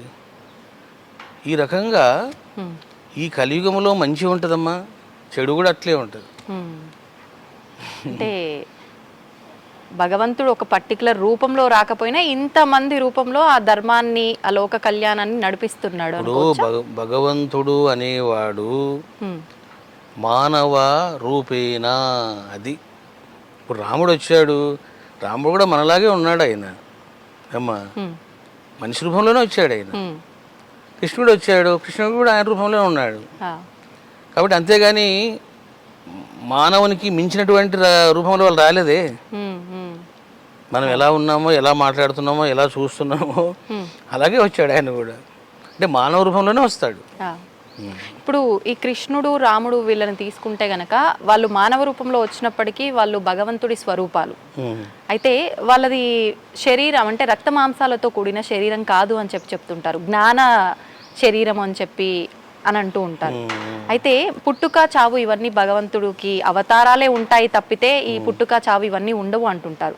కానీ కృష్ణుడి విషయానికి వస్తే మాత్రం ఆయన చనిపోయాడు, అవతారం చాలించాడు అని చెప్పకుండా దేహాన్ని విడిచిపెట్టాడు అని చెప్పి, మరణించాడు అని చెప్పి మానవులకు వాడిన మాటలే ఆయన విషయంలో వాడుతూ ఉంటారు. ఆయన హృదయం కూడా ఇప్పటికీ ఉంది అని చెప్పి అంటుంటారు. మరి అలా తీసుకుంటే అది భగవంతుడి యొక్క అవతారం ఎలా అని అనుకోవచ్చు అంటారు? ఇక్కడ రెండు విషయాలు ఉన్నాయమ్మా. రాముడి శరీరమైన, కృష్ణుడి శరీరమైన, షిరిడి బాబా శరీరమైన, మీ శరీరమైన, నా శరీరమైన, శరీర ధర్మం శరీరందే. There is no difference between us. శరీర ధర్మం శరీరమే. మరి ఎక్కడ డిఫరెన్స్ ఉంది రామునికి, కృష్ణునికి, మనకు ఎక్కడ డిఫరెన్స్ ఉంది అంటే సూక్ష్మ శరీరంలో ఉంది. అది this is the secret. So there is a tremendous power in the form of astral body, not physical body. మరి ఇప్పుడు బాబా కూడా పట్టుకుంటే నడవలేకపోయేవాడు. మీరు రమణ మహర్షిని తీసుకోండి, అసలు బాబా వీడియోస్ మనకు లేవు, కానీ రమణ మహర్షి వీడియోస్ చూస్తే మీకు రకమైన బాధ కలుగుతుంది. ఏంటి ఇతను మనలాగానే నడుస్తున్నాడు, బాధపడుతున్నాడు, ఇబ్బంది పడుతున్నాడు, కింద పడుతున్నాడు, దెబ్బలు తగిలించుకుంటున్నాడు అని మనకు ఒక ఫీలింగ్ వస్తుందమ్మా. Yes, there is no difference in the activities of the body. అంటే మానవుడిగా అవతారం తీసుకున్న తర్వాత భగవంతుడికి కూడా ఇవన్నీ తప్పవు అనుకోవచ్చా? తప్పవు. కానీ వాళ్ళలో ఉన్నటువంటి ఆ యొక్క ఎనర్జీ, ఆస్ట్రల్ బాడీ అది డిఫరెంట్గా ఉంటుంది. అంటే అక్కడ దెబ్బలు కింద పడినా దెబ్బలు ఆయనకి అంటే తెలియదు. ఆయన కింద పడినా ఆయనకి తెలియదు అది, కానీ మనకు తెలుస్తుంది. అయ్యో కింద పడ్డారా మహర్షి అంటాం. అట్లా అన్నమాట. స్వామీజీ, చాలా మంది ఇప్పుడు అంటే ఈ మధ్య కాలంలో కూడా ఎవరో పీఠాధిపతిని జల సమాధి చేశారు అని చెప్పి విన్నాము. అంటే అలా మామూలుగా సృష్టి ధర్మం అయితే పూడ్చిపెట్టడము లేదంటే కాల్చివేయటము ఇది, కానీ ఇలా జల సమాధి అని చెప్పి అవతారం చాలించడం, అదృశ్యం అయిపోవడం ఇలాంటివి వింటూ ఉన్నాము. నిజంగా ఇలాంటి నమ్మొచ్చు అంటారా? అంటే వాళ్ళ నిజంగా ఆ దైవత్వం స్థితికి వెళ్ళి చేస్తున్నారా లేకపోతే ఏం జరుగుతుంది అనేది అది మనం రీచెక్ చేసుకుంటే కానీ చెప్పలేమమ్మా. ఎందుకంటే జల సమాధి కావాల్సిన అవసరం కూడా ఏముంది. తాను ఇట్లే నిర్వికల్ప సమాధిలో కూర్చొని బయటికి రావచ్చు, నాకు వద్దుపోయింది ఇది బాడీ అని. ఇప్పుడు షిరిడి బాబా ఉన్నారు, కరెక్ట్ ముహూర్తం పెట్టుకున్నాడు ఆయన, విజయదశమి రోజున వెళ్ళిపోవాలి అని. అట్లా వెళ్ళిపోవడమే అంతే. అంటే కొంతమంది వాళ్ళ వాళ్ళ సాధనలు ఉంటాయి, మనం అట్లా కూడా కొట్టిపారేయలేము. జల విద్య ఉంది, అగ్ని విద్య ఉంది. కొంతమంది అగ్నిలో కూర్చొని ప్రాణం వదిలిపెట్టేస్తారు. కాబట్టి అట్లా కూడా జరిగి ఉండొచ్చు. ఇప్పుడు మీరు అన్నట్టుగా ఈ సూక్ష్మ శరీరము, ఆ రూపము, అదంతా కూడా ఆ స్థితి రావాలి అని అంటే భగవంతుడి ఆరాధన చేయాలా? ఇందాక మీరు చెప్పినట్టుగా మనం కూర్చున్న ప్రదేశంలోనే భగవంతుడి నామస్మరణ చేసుకున్నా కూడా ఆ స్థితికి వెళ్ళొచ్చు అని అన్నారు. అయితే ఇంకా ఎన్ని రకాలుగా మనం ఆ స్థితికి వెళ్ళే అవకాశం ఉంది? ఎక్కువగా ధ్యానం చేయాలి. ధ్యానము, జపం, ఈ రెండు చేసామనుకోండి, పవర్ఫుల్ థింగ్స్ ఇవి. అప్పుడు ఏమవుతుందంటే మీకు మనసులో ఆ సంకల్పం ఉండాల ముందు, ఏమని, I want to come from my body అని, నేను బయటికి వచ్చి చూడాలి అనే కోరిక మీకు ఉందనుకోండి, అప్పుడు ఆ సంకల్ప శక్తి వల్ల మీ జీవాత్మ బయటకు వచ్చేస్తుంది. పర్పస్ ఏంటి, ఎందుకు చేస్తున్నాం అనేది సంకల్పం గట్టిగా ఉండాలి. అప్పుడు ఇంకా మిరాకిల్స్ మీరు చేయొచ్చు. క్షణంలో మీరు షిరిడి పోవచ్చు, ఆ. హిమాలయాస్ పోవచ్చు, దివ్యలోకాలకు పోవచ్చు. అంటే ఆ అనుభూతి ఆత్మ సంతృప్తి అనొచ్చా? హ్మ్. ఏం లేదమ్మా, ఇప్పుడు నేను అమెరికా చూడాలి అంటే నేను ఎలా చూస్తాను? అయితే వెళ్ళాలి, నేను ఫిజికల్ బాడీతో వెళ్తున్నా. అంతే. అప్పుడు ఫిజికల్ బాడీతో పనే లేదు, డైరెక్ట్ వెళ్ళిపోతుంది జీవాత్మ, అంతే. అంతా చూస్తుంది, ఓ సూపర్, చాలా బాగుంది అని ఉంటుంది. ఇప్పుడు కళలో చాలా మంది ఇలా ఫీల్ అవుతూ ఉంటారు. అది నిజంగా ఒక కళ కనడం వరకే తీసుకోవచ్చా, లేదంటే ఆ టైంలో నిజంగా మన అంటే ఆత్మ వెళ్ళి చూసొచ్చింది అని ఫీల్ ఎలా అనుభవించవచ్చు అంటారు? దాన్ని మనం ఎలా తీసుకోవచ్చు? ఇప్పుడు మనము స్వప్నంలో ఒక పామును చూసామనుకోండి, పామును చూస్తాము, భయపడుతూ ఉంటాము. నేను ఆ పామును చూస్తున్నాను, ఇదంతా కలే, నిజమేం కాదు అన్నటువంటి జ్ఞానం మనకు ఉంటుందా? కళలో ఉండదు. నేను చెప్పే యాస్ట్రల్ ట్రావెల్ అట్లా ఉండదు. మీ దేహం నుంచి మీ జీవాత్మ బయటికి రాగానే, ఇప్పుడు నా దేహం అక్కడ ఉంది, నౌ ఐఎమ్ ట్రావెలింగ్ అని చెప్పేసి మీకు ఆ జ్ఞానం ఉంటుంది అక్కడ. Okay okay. ఇప్పుడు మీ జీవాత్మ వెళ్ళి అలాగా హైదరాబాద్లో చూసింది, అలా తిరుగుతున్నప్పుడు మీకు తెలుస్తుంటుంది ఏమని, నేను చార్మినార్ను చూస్తున్నాను, ఓకే, అక్కడ ఎవరేం రారులే, నాకేం డిస్టర్బ్ చెయ్యరు అని కూడా నువ్వు ఆలోచిస్తుంటావు. అది జ్ఞానంతో చేస్తున్నావు. ఇప్పుడు చాలామంది ఏం చేస్తారంటే వాళ్ళు ఊహించుకుంటారు, ఊహించుకొని కలలు అంటారు అనమాట. కాబట్టి తెలుసుకోవాలి, అది విత్ నాలెడ్జా వితౌట్ నాలెడ్జ్. జ్ఞానంతో చేస్తున్నాడా అంటే స్పృహతో చేస్తున్నాడా, స్పృహ లేకుండా చేస్తున్నాడా? ఇప్పుడు ఈ కలియుగంలో నామస్మరణ ఒక్కటే చాలు, భగవంతుడికి పెద్దగా హంగులు ఆర్భాటాలు చేసి పూజలు ఇవన్నీ చేయాల్సిన అవసరం లేదు, నామస్మరణ ఒక్కటే చాలంటారు. కానీ ఈ కలియుగ ప్రభావం వల్ల ఎక్కువగా పాపాల బారిన పడిపోతున్నాము, మళ్ళీ ఆ కర్మలు పెంచుకొని మళ్ళీ జన్మ తీసుకోవాల్సి వస్తుందని చెప్పి ఇప్పుడే ఎక్కువగా పూజలు చేస్తున్నారేమో అనిపిస్తుంది. నిజంగా ఈ పూజలు చేయాల్సిన అవసరం ఉందంటారా, లేదు అంటే నామస్మరణే సరిపోతుందంటారా? కర్మ చేయడం కూడా మంచిదేమ్మా. ఇప్పుడు ఫర్ ఎగ్జాంపుల్ చూడండి, ఇప్పుడు మనకు శివాభిషేకం ఉంది. ఈ శివాభిషేకములోన అభిషేకం అనే కర్మ ఉంది. నువ్వు ఏ ద్రవ్యంతో చేస్తావు అభిషేకం అనే దానిని బట్టి రిజల్ట్స్ ఉంటాయి. కాబట్టి ఫర్ ఎగ్జాంపుల్ మీకు బాగా బుద్ధి కుశలత కావాలి, నెయ్యితో అభిషేకం చేయాలి. నెయ్యితో, తేనెతో చేసామనుకోండి మధురమైన కంఠం వస్తుంది వాడి, తేనెతో చేస్తే. గొంతుకు సంబంధించిన వృత్తుల్లో ఉన్న వాళ్ళు తేనాభిషేకం ఎక్కువగా చేయాలి. అట్లా ఒక్కొక్క పదార్థానికి ఒక్కొక్క ప్రభావం ఉంది. కాబట్టి మనం జపం చేయడం మంచిది, కర్మానుష్ఠానం కూడా మంచిది. ఇప్పుడు పాపాలు ఉన్నాయి, జపం చేసే పని జపం చేస్తుంది, కానీ ఇది కూడా ఇంకా పవర్ఫుల్గా చేస్తుంది. అట్లనమాట. ఓకే. అయితే ఇప్పుడు కర్మ ప్రతిదీ కూడా కర్మపైనే ఆధారపడి ఉంది. నిత్యం లేచిన దగ్గర నుంచి పడుకునే వరకు, పడుకున్న తర్వాత కూడా కళల్లో కూడా ఎన్నో కర్మలు చేస్తుంటాం, అది మనకు స్పృహ ఉండకపోయినా. అయితే ఇప్పుడు మనం చేసే కర్మ వల్ల స్వర్గానికి నరకానికి, అంటే మనం చేసే కర్మ ఎలా ఉంది, పాపంగా చేస్తున్నామా మంచిగానా చెడుగానా, దాన్ని బట్టి స్వర్గం నరకంకి వెళ్ళేది డిసైడ్ చేయబడుతుంది అంటారు.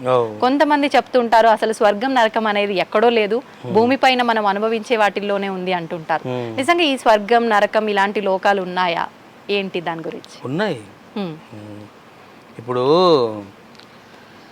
సుఖము దుఃఖము వీటి యొక్క అనుభవాలు ఈ లోకంలోనూ ఉన్నాయి, పరలోకంలో కూడా ఉన్నాయి.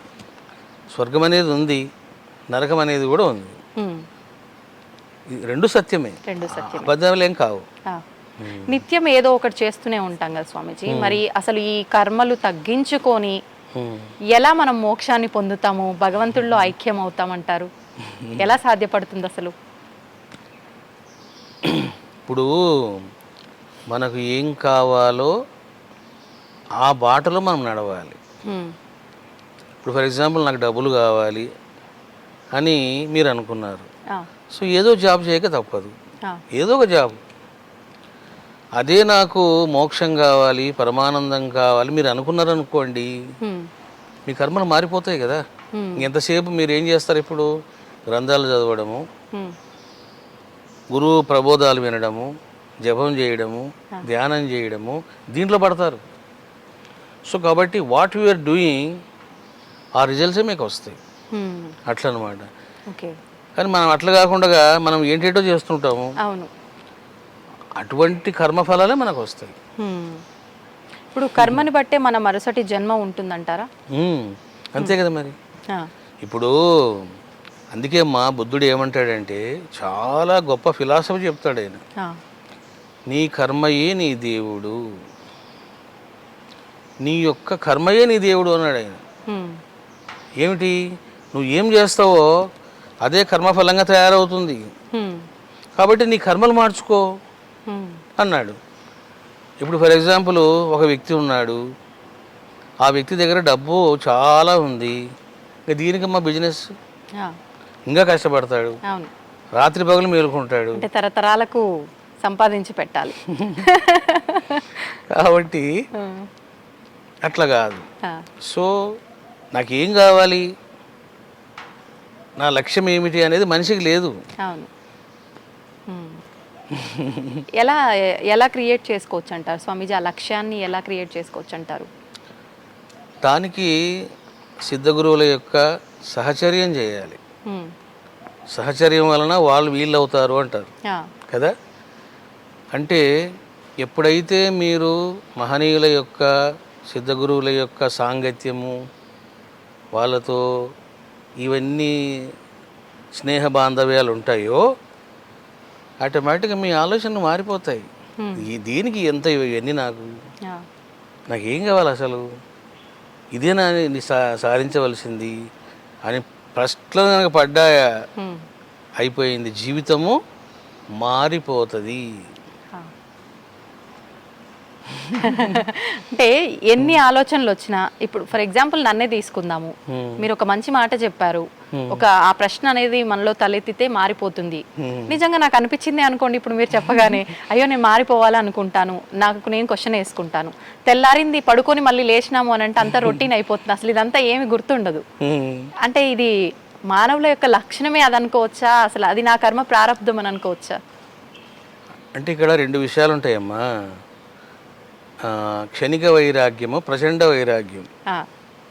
క్షణిక వైరాగ్యం అంటే ఇప్పుడు ఒక మనిషి చనిపోయాడు, అతన్ని శ్మశానం తీసుకెళ్ళారు, మనం కూడా వెళ్ళాం. ప్రతి ఓడు అంటాడు ఏముందిరా అంత, ఎంతసేపు అంటాడు ఆ మాట, ఏముందిరా అంత అని, అంత మాయరా అంటాడు. అంతే, ఏముందిరా మనిషి జీవితం, ఊరిగా బాధపడతాం రా అని ప్రతి ఓడు వేదాంతం చెప్తాడు అక్కడ. అవును, అది ఎంత బయటికి పోనివ్వండి, ఫోన్ వస్తుంది, ఆగు వస్తాను ఇప్పుడు వస్తాను, అయిపోయింది. అంతే. అంటే అది తాత్కాలిక శ్మశాన వైరాగ్యం. ఇది ప్రచండ వైరాగ్యం అంటే అయిపోయింది. ఇంకా మొసలి నోట్లో పడ్డవాడు తప్పించుకోలేడో అలా పడలేడు. ఈ ప్రచండ వైరాగ్యం శ్రీరాముని కలిగింది. శ్రీరాముని కలిగింది ఏ సందర్భంలో? చిన్న వయసులోన శ్రీరాముడు కొన్ని తిరుగుతాడు, తీర్థాలు క్షేత్రాలు, ఇంకా భోజనం చేయుడు, నిద్రపోడు, ఇలాగే పరమ వైరాగ్యంతో ఉంటాడు. అప్పుడు తండ్రికి భయం కలుగుతుంది. అప్పుడు వశిష్ఠ మహర్షి చెప్పినప్పుడు వశిష్ఠ మహర్షి చెప్తాడు, దశరథ, రాముడు ప్రచండ వైరాగ్యానికి గురైనాడు, ఇంకా నువ్వు ఆయనని బంధించొద్దు, కొంతకాలం ఇంకా తిరగని అంటాడు. అప్పుడు మళ్ళీ తిరుగుతాడు రాముడు. అసలుకు దశరథ మహారాజు 14 సంవత్సరాలు నువ్వు అడవులకు పోరా అని అనగానే సంతోషపడింది ఎవరంటే రాముడే. ఎందుకంటే రాముడికి తెలుసు అడవిలో ఋషులు ఉంటారు, మునులు ఉంటారు, ప్రశాంతత ఉంటుంది, విషయం లంపటం ఉండదు, వైరాగ్యం ఉంటుంది, పవిత్రత ఉంటుంది, సాధన చేసుకోవచ్చు అనే విషయాలు రాముడికి తెలుసు. అందుకే రాముడు ఏమన్నాడు, ఎస్ డాడీ అన్నాడు. ఇంకా నో అని చెప్పలే. ఒక క్షణం కూడా ఆలోచించి, అది ప్రచండ వైరాగ్యం. ఇది రాముడికే కాదమ్మా, ప్రతి మనిషికి వస్తుంది ఇది. నువ్వు నా జీవితమే తీసుకోండి, నేను బీటెక్లో ఫస్ట్ ఇయర్ స్టార్ట్ అయింది. ఏంట్రా ఈ చదువులు, అసలు నేను దేనికోసం పుట్టానురా అనేవాడిని. నా ఫ్రెండ్స్ ఉంటారు కదా, ఎవడరా బాబు వీడు విచిత్రంగా మాట్లాడుతున్నాడు అనేవాడు. అలా పోతూ ఉండేవాళ్ళం. ఏవో కొండలు కనిపించేవి. నేను అడిగేవాడిని, అరే ఆ కొండ, అంత పెద్ద కొండ అక్కడికి ఎలా వచ్చిందిరా అనేవాడిని. వీడియోనికి మెంటలా అనుకునేవాడిని అనిపించి. ఏమ్మా సరే ఏదో కష్టపడి నాన్న తిప్పలు పడి బీటెక్ పాస్ అయినా. ఇంకా ఉద్యోగం చేయాలి.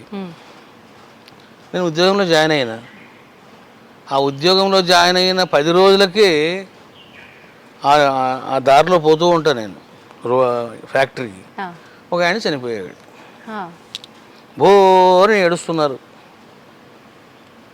వెంటనే అంతరాత్మ ప్రబోధం, ఏంటి చూస్తున్నావు, నీ గది కూడా అంతే. ఈ ఫ్యాక్టరీ జీవితం నీకు అవసరమా, వాడు ఇచ్చే నీకు 10,000 అవసరమా, వెళ్ళిపో అని ప్రబోధం జరిగేది నాకు. ఇంకా నేను ఇంకా జాబ్ చేసేవాడిని కాదు, వెళ్ళిపోయేవాడిని. ఇంక ఎంతసేపు పుస్తకాలు చదువుకోవడం ఇట్లా చేసేవాడిని. మరి దాన్నే వైరాగ్యం అంటారు. అంటే మనకు అది ఏ సందర్భంలో కలిగింది వైరాగ్యము, ఎలా తీసుకుంటున్నాం అనేది ఆ సిచ్యువేషన్ని బట్టి ఆ మార్పు, ఆ జీవనం అనేది కొనసాగుతుందని చెప్పొచ్చు దీన్ని బట్టి. అవును. స్వామిజీ, శ్రీరాముడి టాపిక్ వచ్చింది కదా, ఎలాగో మనకు శ్రీరామనవమి రాబోతోంది. శ్రీరామనవమి అనగానే ఒక్కొక్కరికి ఒక్కొక్క సందర్భం గుర్తొస్తుంది. ముఖ్యంగా 3 విషయాల్ని మనం ఆ రోజు ప్రత్యేకంగా జరుపుకుంటూ ఉంటాం. అది రాముడి జన్మదినోత్సవంగా జరుపుకుంటూ ఉంటారు, ఆయన కళ్యాణం చేస్తూ ఉంటారు, సేమ్ టైం పట్టాభిషేకం అని చెప్పి. అసలు వాస్తవానికి ఆ నవమి తిథి యొక్క ప్రత్యేకత ఏంటి, ఆ రోజు మనం ఆచరించాల్సిన విధానాలు ఏంటి? వాస్తవంగా ఈ నవమి తిథి అనేది అమ్మవారి యొక్క తిథి. నవమి చాలా పవర్ఫుల్ తిథి అది. ఇంకా సంఖ్యాశాస్త్రం ప్రకారం నెంబర్ 9, 1 to 10, 1 to 9 తీసుకుంటే మీరు సింగిల్ డిజిట్లో 9 అనేది నెంబర్, హైయెస్ట్ నెంబర్ అది. అంటే ఆ రోజుకి ఈ నవమి తిథికి రామునికి సంబంధాలు ఉన్నాయి. అందువలన ఇంకా దానికి ఎక్కువగా వాళ్ళు ఇంపార్టెన్స్ ఇస్తారు. ఒకవేళ సంబంధం లేకపోయినా కూడా ఏం చేస్తారంటే, శ్రీరాముడు పుట్టింది నవమి రోజున కదా, కాబట్టి ఈ రోజునే మనం పట్టాభిషేకం చేద్దాం అనే ఆలోచనలు కూడా వస్తాయి. అంతేగాని ఎట్లా చేసినా ఒకటే అమ్మా. అంటే ఇంకొకటి, అరణ్యవాసం తర్వాత ఆ రోజు ఆయన మొదటిసారిగా వచ్చింది కూడా అదే అని చెప్పి, ఇదంతా వాస్తవం అంటారా? అంటే ఎవరికి తోచినట్టుగా వాళ్ళు మాట్లాడుతున్నారు కదా. ఇప్పుడు మీకు చెప్తున్నా కదా నేను, మీకు రామాయణం మీద చాలా మంది వ్యాఖ్యానాలు రాశారు. ఇంకా విచిత్రంగా రాశారు. అందువల్ల మనము ఏది సత్యమో ఏది అసత్యమో రకరకాలుగా మీరు చూస్తుంటారు యూట్యూబ్లోనే. ఇంకా అవన్నీ వింటుంటే మనకు కూడా ఆశ్చర్యం కలుగుతుంది. దేనికైనా ఒక ప్రామాణిక గ్రంథం ఉంటుందమ్మా. మీకు వాల్మీకి రామాయణమే ప్రామాణికం. కానీ ఇంకేం చేశారు, చాలామంది రకరకాలుగా ప్రక్షిప్తాలు చేసుకుంటూ పోయినారు. దానివల్ల ఏమవుతుందంటే శుద్ధమైన నీరు కూడా అశుద్ధంగా తయారవుతుంది. అట్లా కల్తీ. వాళ్ళు ఎంతో కష్టపడి రాస్తే వీళ్ళంతా కలుషితం చేయడం. అంటే ఎవరికి తోచింది వాళ్ళు రాయటం అంటారా? దాన్ని ఆధారంగా తీసుకొని రాస్తున్నాం అంటారు కదా. ఇప్పుడు అంటారు, ఇప్పుడు దాంట్లో ఆ రామాయణాల్లో కూడా చాలా రకాలు ఉన్నాయి. మీకు నార్త్ ఇండియా రామాయణం వేరు, సౌత్ ఇండియా రామాయణం వేరు, మళ్ళీ కాశ్మీర్ రామాయణం అది వేరు. ఇవన్నీ చదివానమ్మా నేను. ఇంకా చదివి ఊరుకు కామ్ కూర్చున్నా, ఎందుకు వచ్చిందని. ఎందుకనండి అలా? ఎందుకంటే రకరకాలుగా ఉంటాయి అట్లా అనమాట. అంటే ఎవరికి తోచింది వాళ్ళు మాట్లాడతారు. మనం ఏం మాట్లాడినా అది కాంట్రవర్సీ కదా మరి. అంతే. కానీ కాంట్రవర్సీ అవుతుందో లేదో పక్కన పెడితే, మీరు చదివిందే మీరు మాట్లాడుతున్నారు కదా. అవును. మరి ఎందుకు అంటే సైలెంట్ గా ఉండడం? అంటే ఇప్పుడు మనం చదివిన గ్రంథాలు, ఆ గ్రంథాలలోని సత్యాలు మనిషికి జీర్ణం చేసుకునే శక్తి లేదమ్మా. శక్తి లేదు. శక్తి లేనప్పుడు వాళ్ళు ఏం చేస్తారంటే లేనిపోని ఆరోపణలు చేస్తారు. అదనమాట. ఇప్పుడు రాముడు అవతార పురుషుడు, అవును. ఉం? రామాయణం ఉత్తమ కావ్యం, ఆ, అంత మంచిదే. ఆ, ఉం? అంతవరకు మనం ఉంటే చాలు కదా. ఆ, మనం అది ఇది అని అన్నాం అనుకోండి, లేని పోనివన్నీ చెప్తారు. ఆ. ఇప్పుడు రాముడు సీతని ఆదర్శంగా తీసుకోవాలి ప్రతి ఒక్కరు కూడా అని అంటుంటారు. ఉం. అంటే మళ్ళీ దాన్ని విమర్శించే వాళ్ళు కూడా ఉంటారు. మంచిని మంచిగా తీసుకునే వాళ్ళు ఉంటారు, దాన్ని చెడుగా తీసుకునే వాళ్ళు ఉంటారు. అది వాస్తవం అయినప్పటికీ ఉంటారు ఉంటారు. అయితే ఇప్పుడు ఎందుకు ఆదర్శంగా తీసుకోవాలని దాంట్లో మూర్ఖంగా వాదించే వాళ్ళు మాట్లాడే విషయం ఏంటంటే, ఎందుకని అంటే ఆ అరణ్యవాసం అని చెప్పి అన్ని సంవత్సరాలు అలా తీసుకెళ్ళి తర్వాత వాళ్ళిద్దరి అంటే ఎడబాటు ఇవన్నీ కూడా ఆదర్శంగా తీసుకోవడం వల్ల మాకు వచ్చే లాభం ఏంటి, ఇది ఒక్కటే చూస్తున్నారు తప్ప అంటే వాళ్ళు విడిగా ఉన్నా ఎలా ఉన్నా అరణ్యవాసం చేసిన వాళ్ళ యొక్క మధ్య ఆ అనుబంధం అనేది ఎలా ఉందో ఇది మర్చిపోతున్నారనే చెప్పాలి. అవును. మీరేం చెప్తారు దాని గురించి? ఇప్పుడు దేవతలైనా మానవులైనా ఎవరైనమ్మా సంబంధ బాంధవ్యాలన్నీ కూడా మనసు మీద ఆధారపడి ఉంటాయి. హ్మ్. ఆ మనసును దాటితేనే ఎవరికైనా ఆనందం పరమానందం, హ్మ్. అట్లనమాట. హ్మ్. సో కాబట్టి ఇప్పుడు సీతారాములు ప్రారంధానుసారం వాళ్ళు పాపం కష్టాలు పడ్డారు, మన కర్మానుసారం మనం కష్టపడుతున్నాం. ఆ. ఉం? మధ్యలో ఈ కంపారిజన్ చేసుకోవడం వలన ఏమవుతుందంటే లేని గోల తప్ప. ఆ. ఇక్కడ కావాల్సింది ఏంటి అంటే భార్యాభర్తలు ఇద్దరూ కూడా ఫస్ట్ యోగ సాధకులు, హ్మ్. ధ్యాన సాధకులు కావాలి. హ్మ్. ఇద్దరు ధ్యానం చేసే వాళ్ళు ఉంటే చాలమ్మా. ఆ. ఇంకా శాస్త్రాలు ధర్మాలు ఇవన్నీ అవసరం లేదు. హ్మ్. పొద్దున్న లేస్తూనే ఎవరి పనులు వాళ్ళు చేసుకుంటూ మంచిగా ధ్యానం చేశారనుకోండి, అది చాలు. హ్మ్. కానీ ఇప్పుడు ధ్యానం ఎవరు చేస్తున్నారు? ఇప్పుడు ఏం చేస్తున్నారంటే నీతులు నీతులు నీతులు, కథలు కథలు. అవును. నువ్వు వింటూనే ఉంటావా, ఇంకా ఆచరించావా? ఆ. ఇప్పుడు కాశీ గురించి వింటూనే ఉంటాడు. వెళ్ళి కాశీ పోయి చూసిరారా నాయన, ఆ. చూసేస్తే ఒక పని అయిపోతుంది కదా. వాడు చూడాడు, వింటాడు కాశీ గురించి. ఇట్లనమాట. వినడం కాదు, యూ హ్యావ్ టు ఎక్స్పీరియన్స్. ఇప్పుడు రాముడు కూడమ్మా ఆయన శిష్యరికం చేశారు వశిష్ఠ మహర్షికి. ఎందరో మహర్షుల దగ్గర ఆయన కూర్చొని ధ్యానం చేశారు రాముడు. ఇవన్నీ మర్చిపోతున్నారు. ఏం చేస్తున్నారంటే రాముడు మాంసం తిన్నాడా, మాంసం తినలేదా, మాంసం తింటే ఏంటి, తినకపోతే నీకేంటయ్యా, నువ్వు తింటున్నావా లేదా? చూసారా? అంటే ఇటువంటి పనికి మాలిన విషయాలన్నీ మాట్లాడడము, వీడియోలో పెట్టడము, ఇవన్నీ అసలు అవసరం లేని విషయాలు. ఏం రాముడికి ఇష్టం ఉంటే తింటాడు. కానీ అంటే కొన్ని ధర్మాలు ఉంటాయి కదా స్వామీజీ, అంటే ఇష్ట ప్రకారంగా తినటం అది పక్కన పెడితే క్షత్రియ ధర్మం అనేది ఒకటి ఉంటుంది కదా, మరి దాన్ని తినొచ్చు. అసలు రాజులు పప్పన్నం ఏం తింటారమ్మా, మనం తింటాం పప్పన్నం. ఓకే. మరి రాజులంతా వాళ్ళంతా మాంసాహారులే. కానీ ఆయన భగవంతుడి యొక్క స్వరూపం కదా, మానవ రూపంలో వచ్చిన భగవంతుడు కదా, మళ్ళీ ఆ ధర్మాన్ని కూడా ధిక్కరించకూడదు అంటారు కదా. అంటే పాపము రాముడుగా జీవించడానికి ఆయన సిద్ధంగా ఉన్నాడు. ఆయన జీవించాడు, ఎలా జీవించాలో. మనకి ఇష్టం లేదని అలా జీవించడం. అది ఇప్పుడు నాన్ వెజిటేరియన్ తినేవాడు, ఎవడరా నీకు చెప్పింది, రాముడు మా పార్టీ, ఆయన బాగా తిన్నాడు అంటారు. వెజిటేరియన్స్ ఉన్నారనుకోండి, చీ చీ చీ ఏం మాట్లాడుతున్నావు నువ్వు అంటారు. వాస్తవం. అసలుకి ఇవన్నీ వాదోపాదాలు ఎక్కడి నుండి వస్తున్నాయి? మన భావాల నుండే వస్తుంది. అవును. మరి వాస్తవానికి ధర్మ ప్రకారంగా మాంసాహారం తినొచ్చు అంటారా? అంటే ఒక జీవిని బలి ఇవ్వకూడదు, అధర్మం అంటారు కదా, మరి ఒక జీవిని బలిస్తున్నట్టే మాంసాహారం తినడం అంటే అది విరుద్ధం అంటారా ధర్మానికి? ఇప్పుడు చూడమ్మా, ఇప్పుడు ధర్మము, విశేష ధర్మం అని రెండు ఉంటాయి. ఒక మేక అలా పోతూ ఉంది, ఆ మేకను నరికేసాం, వెళ్ళి వండుకొని తిన్నాం. ఇదిగో అది జీవహింస. అది జీవహింస, అది పాపం. ఎందుకు చంపేసావు దాన్ని?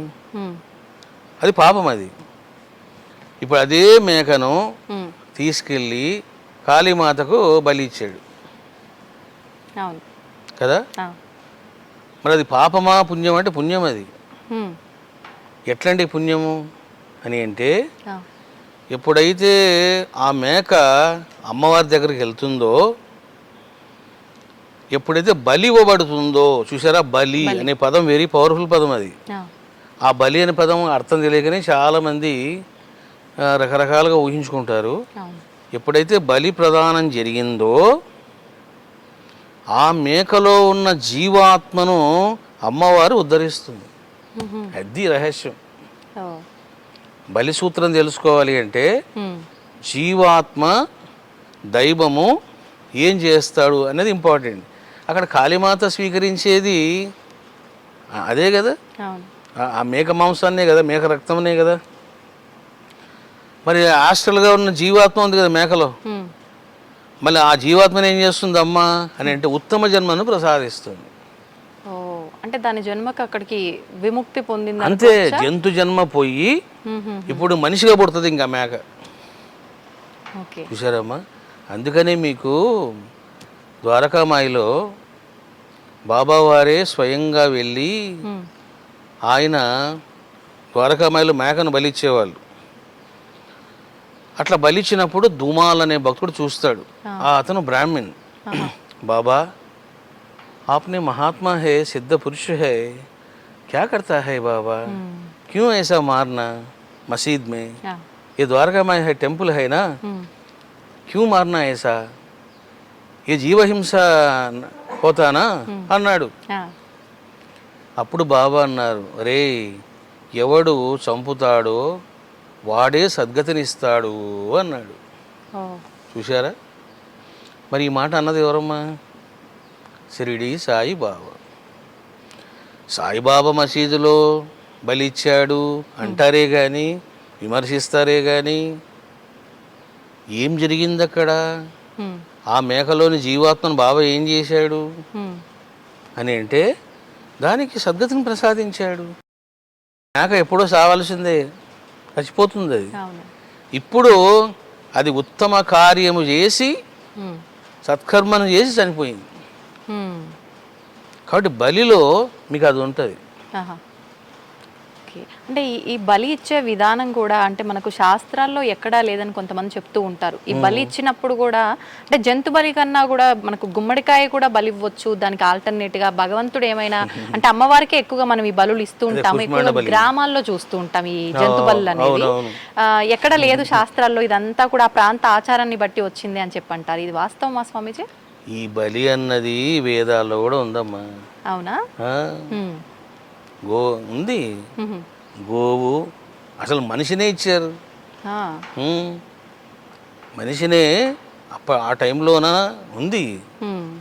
నరబలి కూడా ఉంది, గోబలి ఉంది, నరబలి ఉంది, అశ్వబలి ఉంది, గుర్రం గజబలి ఉంది, ఇవన్నీ ఉన్నాయి. అసలుకు ఆ బలి ఇచ్చేటువంటి ఒక పెద్ద ప్రాసెస్ ఉంటుంది. ఊరికనే కత్తితో నరికేరమ్మా. ఇప్పుడు మీరు కామాఖ్య ఎప్పుడైనా చూసారా? లేదు, కానీ వింటున్నాం ఈ మధ్య. ఒకసారి పోయిరండి. కామాఖ్యలో ఇంకా మీకు తెగుతూనే ఉంటాయి తలకాయలు, తెగుతూనే ఉంటాయి. ఒక గున్నపోతు కావచ్చు, ఏదైనా కావచ్చు, అలా కట్ చేయగానే తీసుకెళ్ళి అమ్మవారికి ముందు పెట్టేస్తారు తలకాయ. కొన్ని గంటలు పెడతారు అట్లా. ఆ శిరస్సు యొక్క బ్లడ్ అంతా అమ్మ తీసుకుంటూ ఉంటుంది.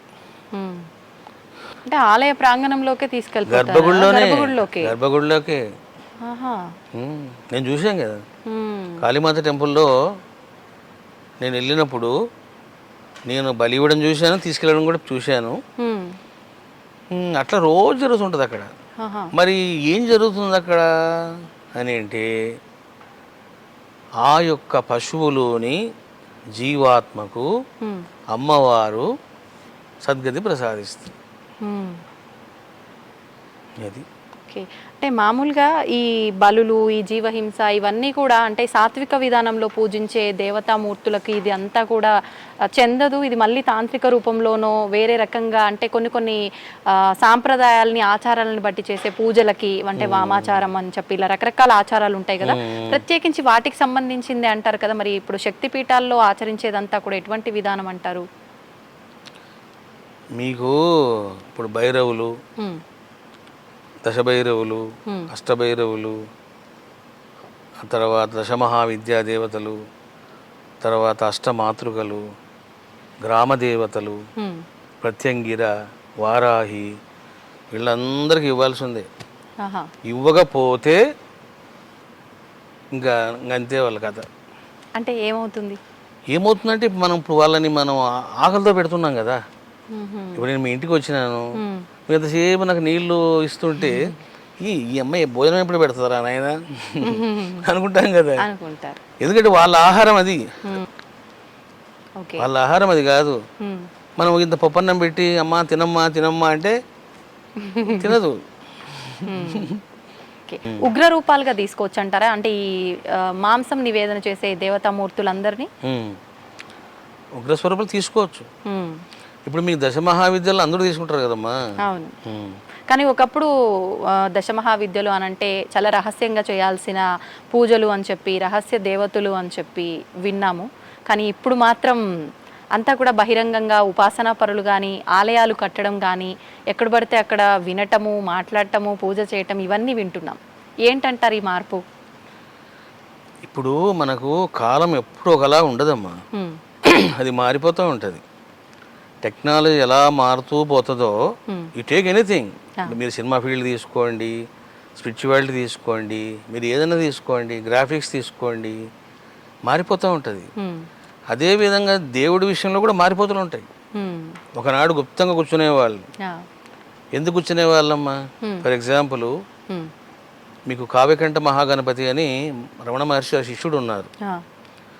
ఆయన తారాదేవి గురించి తెలుసుకోవాలని, మంత్రం తీసుకోవాలని పాపం దేశ సంచారం చేశాడు. ఆయనకి ఎవరు పట్టించుకోలే. మంత్రం ఇవ్వలే, డబ్బులు అనేవాళ్ళు. మరి ఇట్లా పరిస్థితి ఉన్నప్పుడు ఎంతమంది ట్రై చేస్తారు అట్లా? ఇప్పుడు డబ్బులు ఇవ్వడానికి డబ్బులు ఉండాలి కదా ఆయన దగ్గర, లేవు ఆయన దగ్గర. ఇక రెండవది ఏంటంటే ఆనాడు శాస్త్రాలు అందుబాటులో లేవు. కూర్చొని నోట్స్ రాసుకోవడం కూడా మరి ఎట్లమ్మా, మళ్ళీ పెన్ను ఇంకు ఉన్న కాలం కూడా కాదు అది. ఇట్లా మంత్రం చూసి కళ్ళల్లో పెట్టుకునేవారు. అంటే చూడండి ఇంకెంత ప్రజ్ఞానము. అప్పట్లో ఇంకా ఈ రాత లేదు అదనమాట. నెమ్మదిగా ఏదో తాటాకుల మీద రాయడం అట్లా ప్రారంభమైంది నెమ్మదిగా. ఇప్పుడు మరి కాలం ఎట్లుంది? కాలం మారిపోయింది. మీకు చిన్న ఎగ్జాంపుల్ చెప్తాను చూడండి.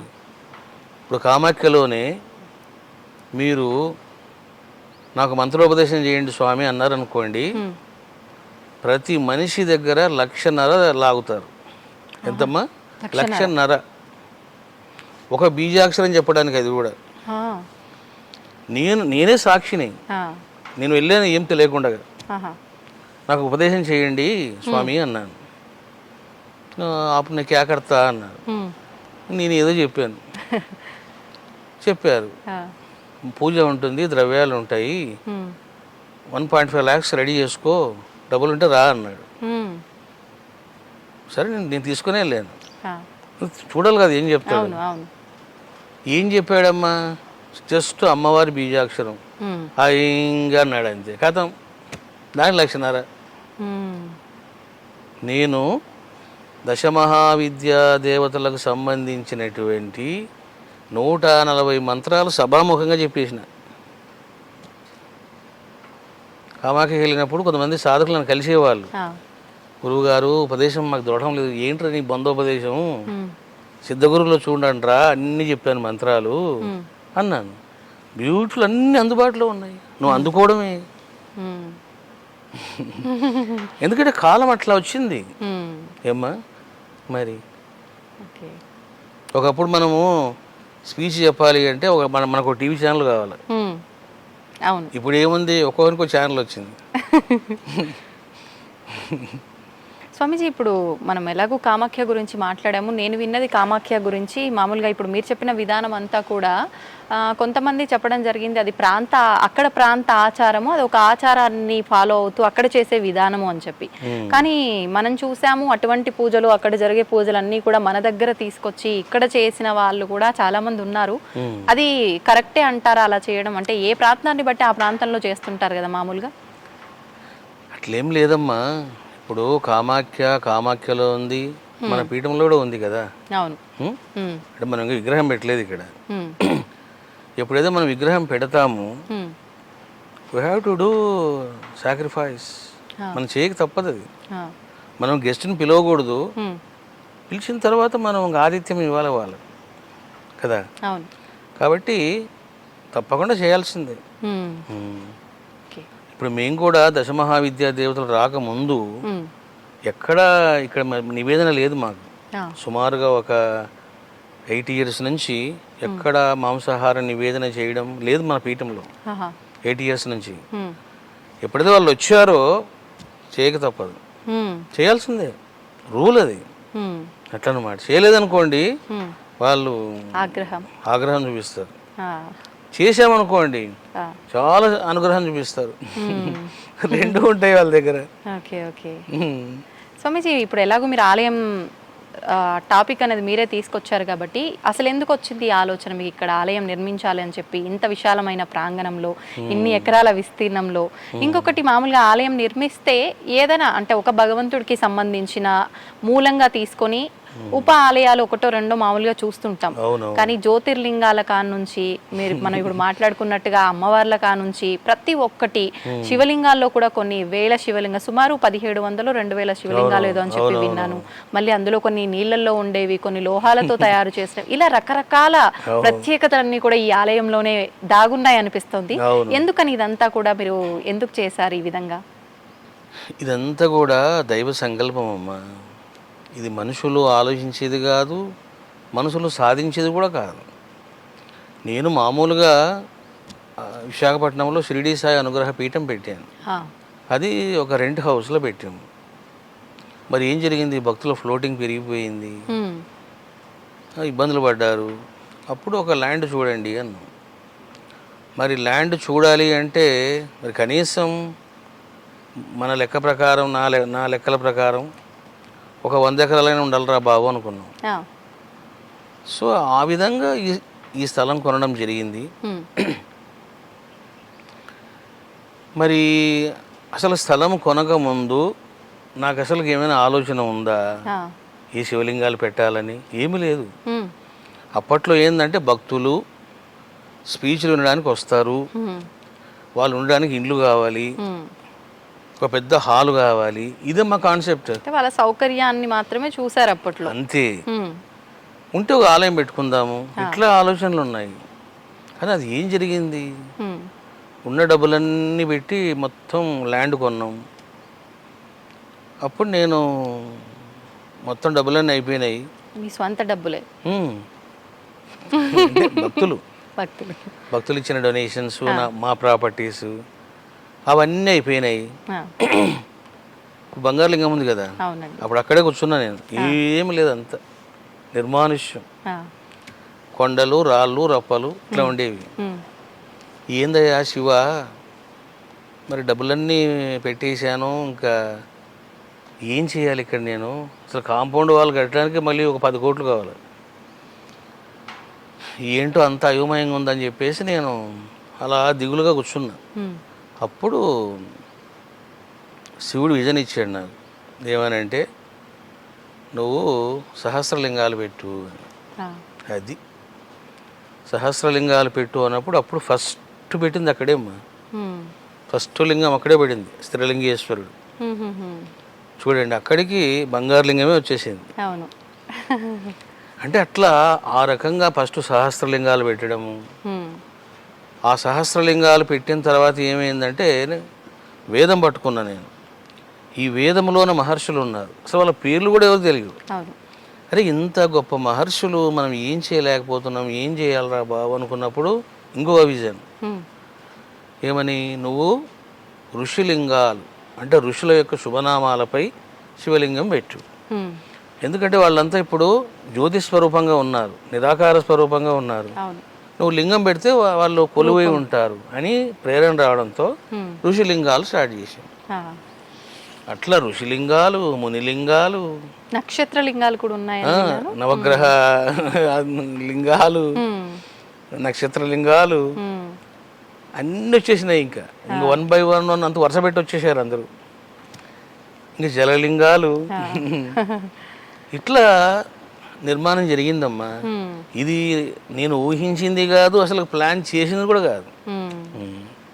ఓకే, భక్తులను ఉద్దేశించి తీసుకున్న కాస్త స్థలం అనేది ఇప్పుడు ఇలా ఒక పెద్ద ఆలయంలా మారిపోయి భక్తుల రద్దీ అనేది పెరిగిపోయింది. ఒక మంచి అంటే అంటారు కదా, మనం ప్రతిష్ఠించిన ఆ విధానంలోనే ఆ భక్తి నిజంగా ఆ దేవుడి యొక్క ఏమంటారు నమ్మడము, ఆ పవర్ అనేది ఉంటుంది అని చెప్పి, ఆ పవర్ ఇక్కడ ఉంది కాబట్టి ఇది ఇప్పుడు ఎక్కడెక్కడి నుంచో ఎన్నో ప్రాంతాల నుంచి ఆ భక్తులు అనేది రావటము, దర్శించుకోవడం జరుగుతుంది. అవునవును. అసలు మీకు ఇంకొక ఆశ్చర్యకర విషయం చెప్తే ఆశ్చర్యపోతారు. ఏంటండి? ఇక్కడ ల్యాండ్ కొన్నాము, ఇక్కడ నీళ్లు పడవు. ఇక్కడున్న రైతులంతా ఈ స్వామి పిచ్చోళ్ళ ఉన్నాడు, మోసపోయాడు రైడు అనుకున్నారు. అప్పుడు వాళ్ళంతా నవ్వుకున్నారు,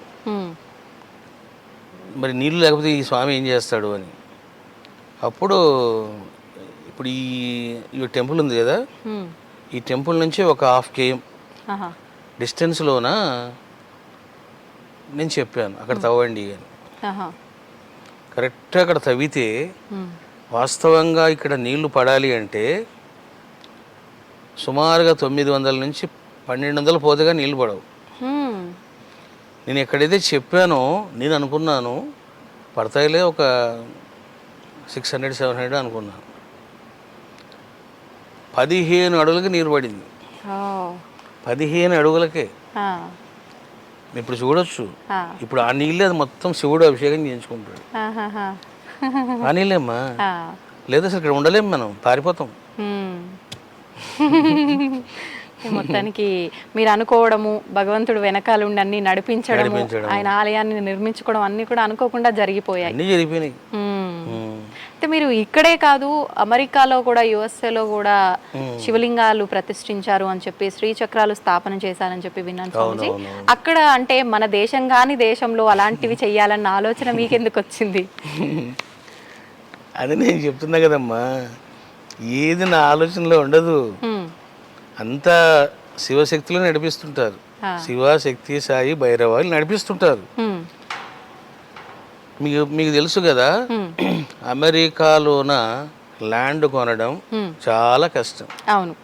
నెంబర్ 2, ల్యాండ్ కొన్న టెంపుల్ నిర్మాణం చేయాలంటే మనకు చుక్కలు కనపడతాయి.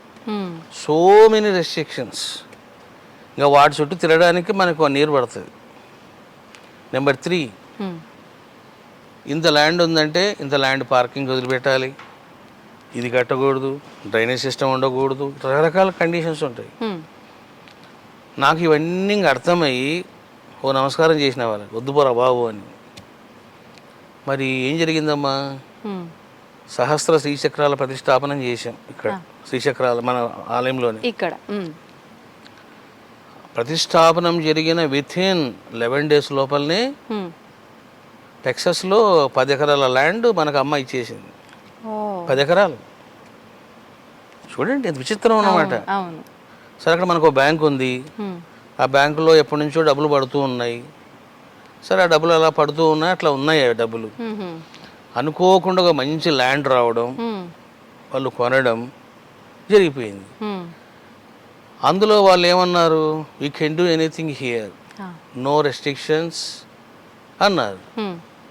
ఇంక వెంటనే ఇక్కడి నుంచి వెళ్ళిపోయాను.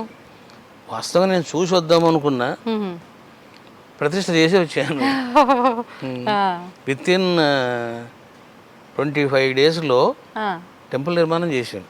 అంత తక్కువ సమయంలో నేనే వెళ్ళాను. మొత్తం అంతా ఆ ఇటుకలు, ఆ శివలింగాలు, శ్రీచక్రాలు తెప్పించాను ఫ్లైట్లో. మరి అమ్మ అనుగ్రహం వలన వితిన్ 1 month లోపలనే అక్కడ ఆలయానికి మొత్తం కాంపౌండ్ వాల్ కట్టడం, ఒక గేట్ పెట్టడం, ఆలయం కట్టడం, ఇవన్నీ జరిగినాయి. ఏ సంవత్సరంలో స్వామీజీ? లాస్ట్ ఇయర్ 24లోనా? 24. ఓకే. మామూలుగా అంటే మన హిందూ ఆలయాలకి అక్కడ ఆదరణ బాగానే ఉంటుందా, ఎలా ఉంటుంది? ఆదరణ అంటే అమ్మా సాటర్డే సండే మన వాళ్ళు వెళ్తారు. ఇంకా వాళ్ళకి ఏంటంటే పాపం అక్కడ ఏదో ప్రసాదం పెడతారు, కొంచెం రిలాక్స్ అవ్వచ్చు అనే ఉద్దేశంతో వెళ్తారు. కాకపోతే అక్కడ చాలా కండిషన్స్ అసలు మనం భరించలేము, అవి భరించలేము. అక్కడ అభిషేకం చేయాలి, ఎలా చేయాలో కూడా మనల్ని ఆదేశిస్తాడు. ఆ నీళ్లు నువ్వు ఇన్ని నీళ్ళు వాడాలా అంటాడు. ఇంకా అన్ని ఇప్పుడు మన టెంపుల్ అలా కాదు, నువ్వు ట్యాంక్తో పోసినా పట్టించుకోండి. ఎందుకని అంత మంచి అవకాశాన్ని కల్పించాలనిపించింది భక్తులకి? మీకు అదే చెప్తున్నా కదా. మామూలుగా శివలింగాన్ని ఆడవాళ్ళు తాకకూడదు అని చెప్పి ఏవేవో కండిషన్లు చాలా చెప్తూ ఉంటారు. లింగ రూపంలో ఉండటానికి ఏదో రీజన్ ఉంది శివుడిది అని చెప్పి, ఆడవాళ్ళు తాకూడదు అని చెప్పి ఇలా చెప్తూ ఉంటారు. మామూలుగా గర్భగుడిలోకి వెళ్ళకూడదు అని చెప్పి, ఎందుకని ఇలా మరి? ఇప్పుడు నేను చెప్తున్నా కదమ్మా, పుర్రెకో బుద్ధి అన్నట్లు వాళ్ళ భావాలని స్త్రీల మీద రుద్దారు. ఇప్పుడు స్త్రీమూర్తికి మ్యాక్సిమం 4 రోజులే. ఆ 4 రోజులు ఆమె ఏం చేయకూడదు. అది అంతే ధర్మం, అది ప్రకృతి స్వభావం. అంతేగాని ఇంకా రిమైనింగ్ 26 daysలో షీ కెన్ డూ ఎనీథింగ్, ఏమైనా చేయొచ్చు. ఈ పురుషుడే తాగాల లింగాన్ని, శ్రీమూర్తి తాకొచ్చు. దేవుడు ఎవరు సొత్తు? అందరి సొత్తు ఆయన. అట్లన్నమాట. ఇవన్నీ మనుషులు క్రియేట్ చేసినవి అమ్మా. గీతలు గీసి ఇంకా నువ్వు గీతలో ఉండు, ఇంకా దానికి బలైపోవడమే వాడు. అంతే, చెప్పింది ఆచరిస్తూ వెళ్ళడము అదే తరచూ ఇంకా కొనసాగ. దాన్నే సాంప్రదాయం ఇంకో పేరు పెట్టడం. అవును అవును, మా వంశ పారంపర్యంగా వస్తుంది, ఇది ఇలానే ఉండాలి, ఇలాంటి టర్మ్స్ అండ్ కండిషన్స్ అన్ని అప్లై చేస్తారు. అంటే చారస్థాలు మోసుకొని పోతారు. అవును, అంటే ఇప్పుడు ఎలా అయిపోయిందంటే మన హిందూ ధర్మం, సనాతన ధర్మం అంటేనే ఈ పూజలు ఇవన్నీ పునస్కారాలు ఇవన్నీ అంటేనే ఒక మూఢనమ్మకంగా అని భావించే తత్వానికి కూడా హిందువులే వెళ్ళే పోకల్లో కూడా వెళ్తున్నారు ఇలాంటి వాటి వల్ల. వెళ్తారు. అవును, నిజంగా మన హిందూ ధర్మంలో మూఢనమ్మకాలు ఉన్నాయా స్వామీజీ? ఏం చెప్తారు మీరు దాని గురించి? ఏ మూఢనమ్మకాలు లేవమ్మా, అంత సహజత్వమే. నేను చెప్పాను కదా మీకు. అవును, ఇప్పుడు అణువులో పరమాత్మ ఉన్నాడు.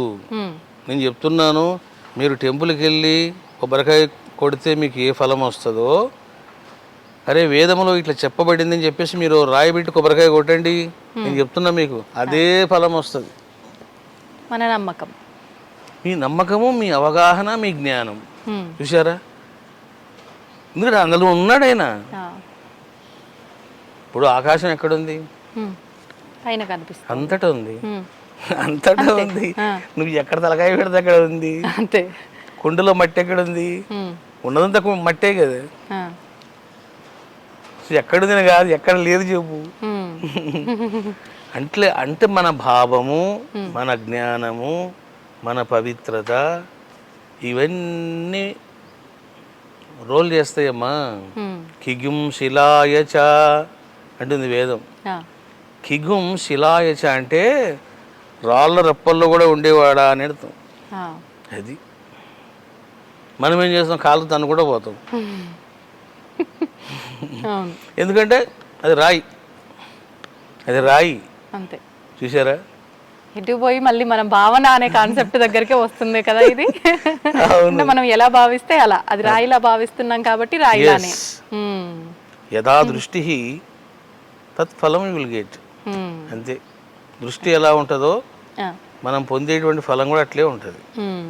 మతి ఎంతో గతి అంతో. కానీ అంటే మన ఆలోచన విధానం మతి అంటే మన బుద్ధిని బట్టి అనే కదా అర్థం. మరి మన కర్మను బట్టి అంటారు కదా స్వామీజీ, ఎలా తీసుకోవాలి మరి? ఇప్పుడు ఇది బుద్ధిని బట్టి తీసుకోవాలా, కర్మను బట్టి తీసుకోవాలా? అంటే అమ్మా, బుద్ధి కూడా కర్మానుసారమే పనిచేస్తుంది.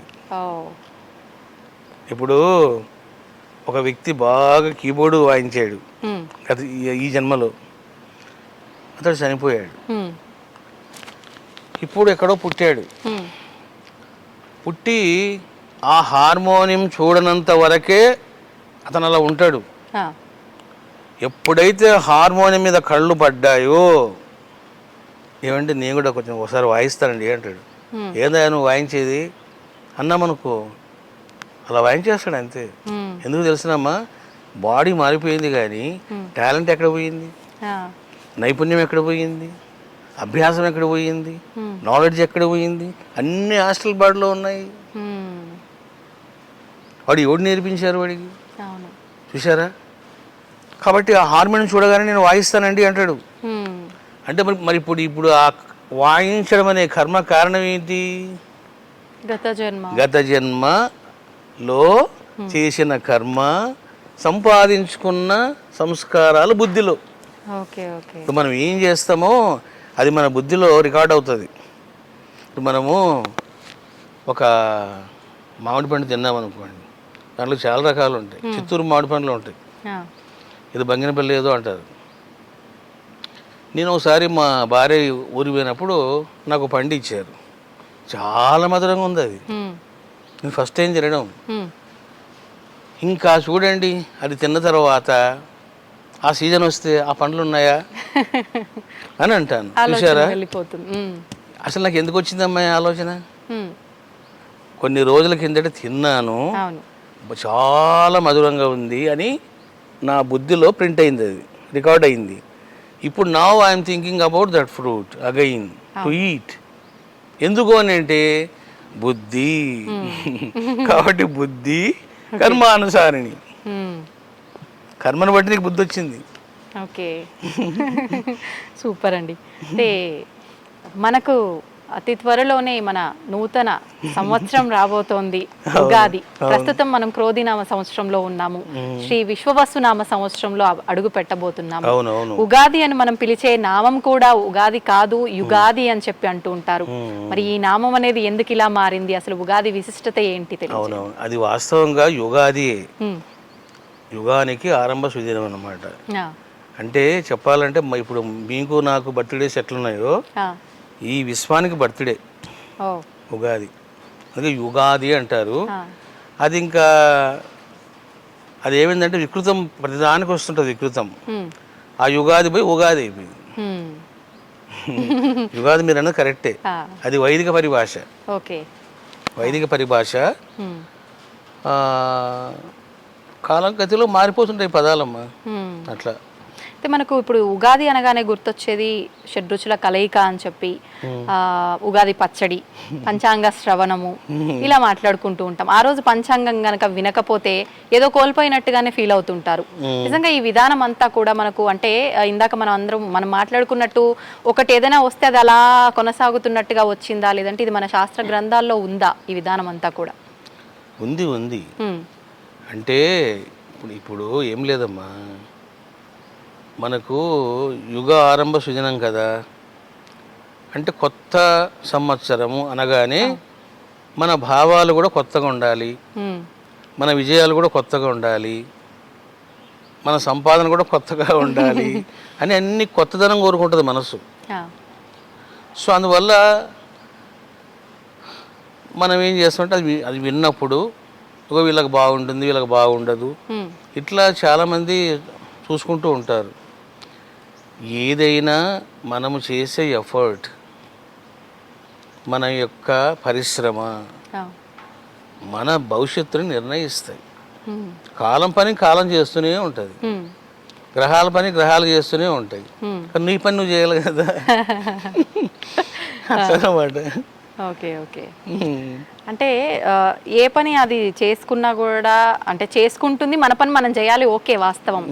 కానీ ఈ పూజలు ఇవన్నీ చేయడం వెనకాల ఆంతర్యం కూడా మార్పు వస్తుంది, మారదు కానీ మార్పు వస్తుంది అనే ఒక సంకల్పంతో వస్తుంది. గ్యారెంటీ వస్తుంది, మార్పు అనేది ఉంటుందమ్మా.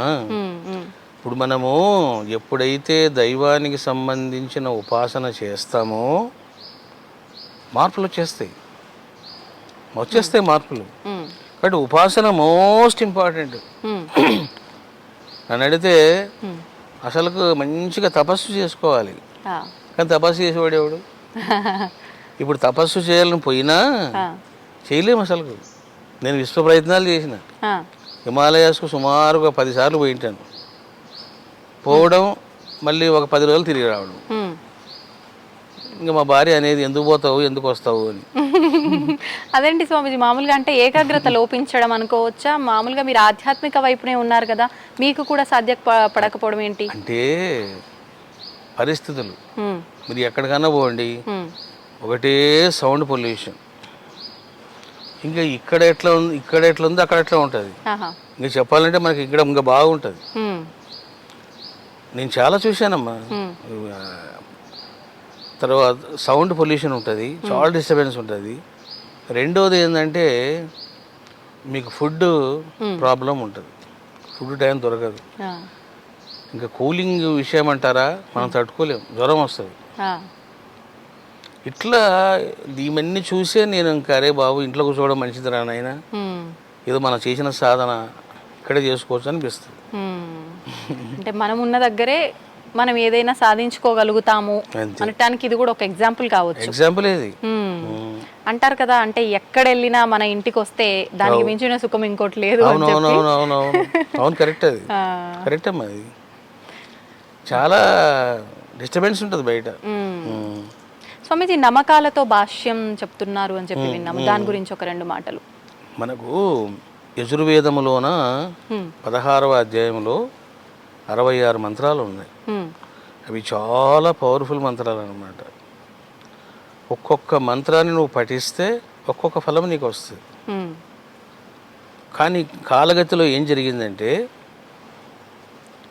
మనకు తెలుసు కదా, ఈ ముస్లిమ్స్ పరిపాలనలో చాలా అరాచకాలు జరిగి వాంగ్మయానికి దూరమైనారు. ఉమ్, అటువంటి టైంలోన నార్త్ ఇండియాలో శుక్ల యజుర్వేదం పరిశుద్ధంగా ఉంది, వాళ్ళు వాడుకుంటున్నారు. ఉమ్, ఇక్కడ ప్రాబ్లం వచ్చింది సౌత్ ఇండియాలో, వాళ్ళకి వేదం దొరకలే.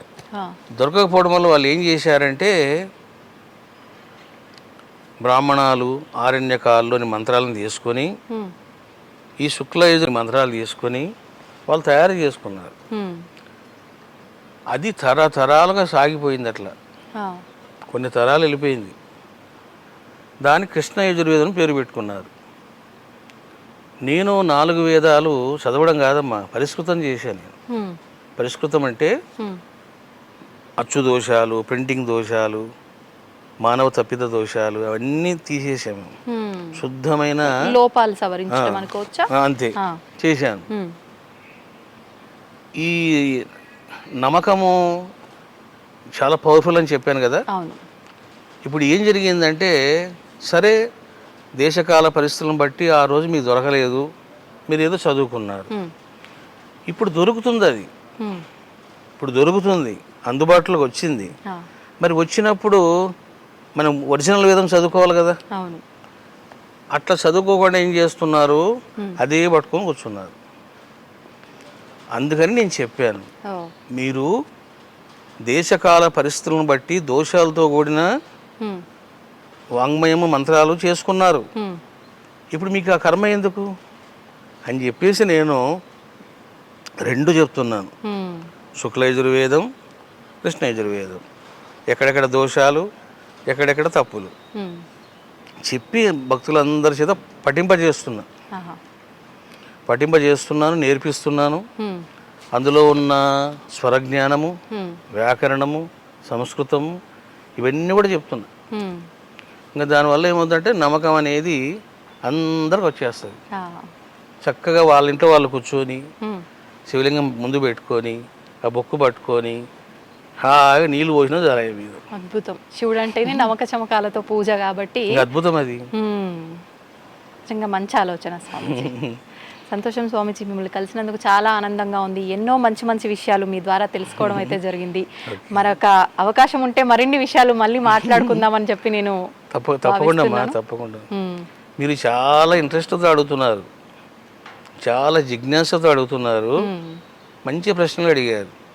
అంటే అడిగే వాళ్ళు మంచి జిజ్ఞాసతో శ్రద్ధతో అడుగుతున్నారు అనుకోండి, మన కాలం కూడా తెలియబడదు. దాదాపు 2 గంటలు అయిపోయింది అనుకుంటా మనం మాట్లాడుకోబట్టి కూడా. సంతోషం స్వామీజీ. ధన్యవాదాలు, చాలా మంచి విషయాలు తెలియజేశారు. మంచిదమ్మా.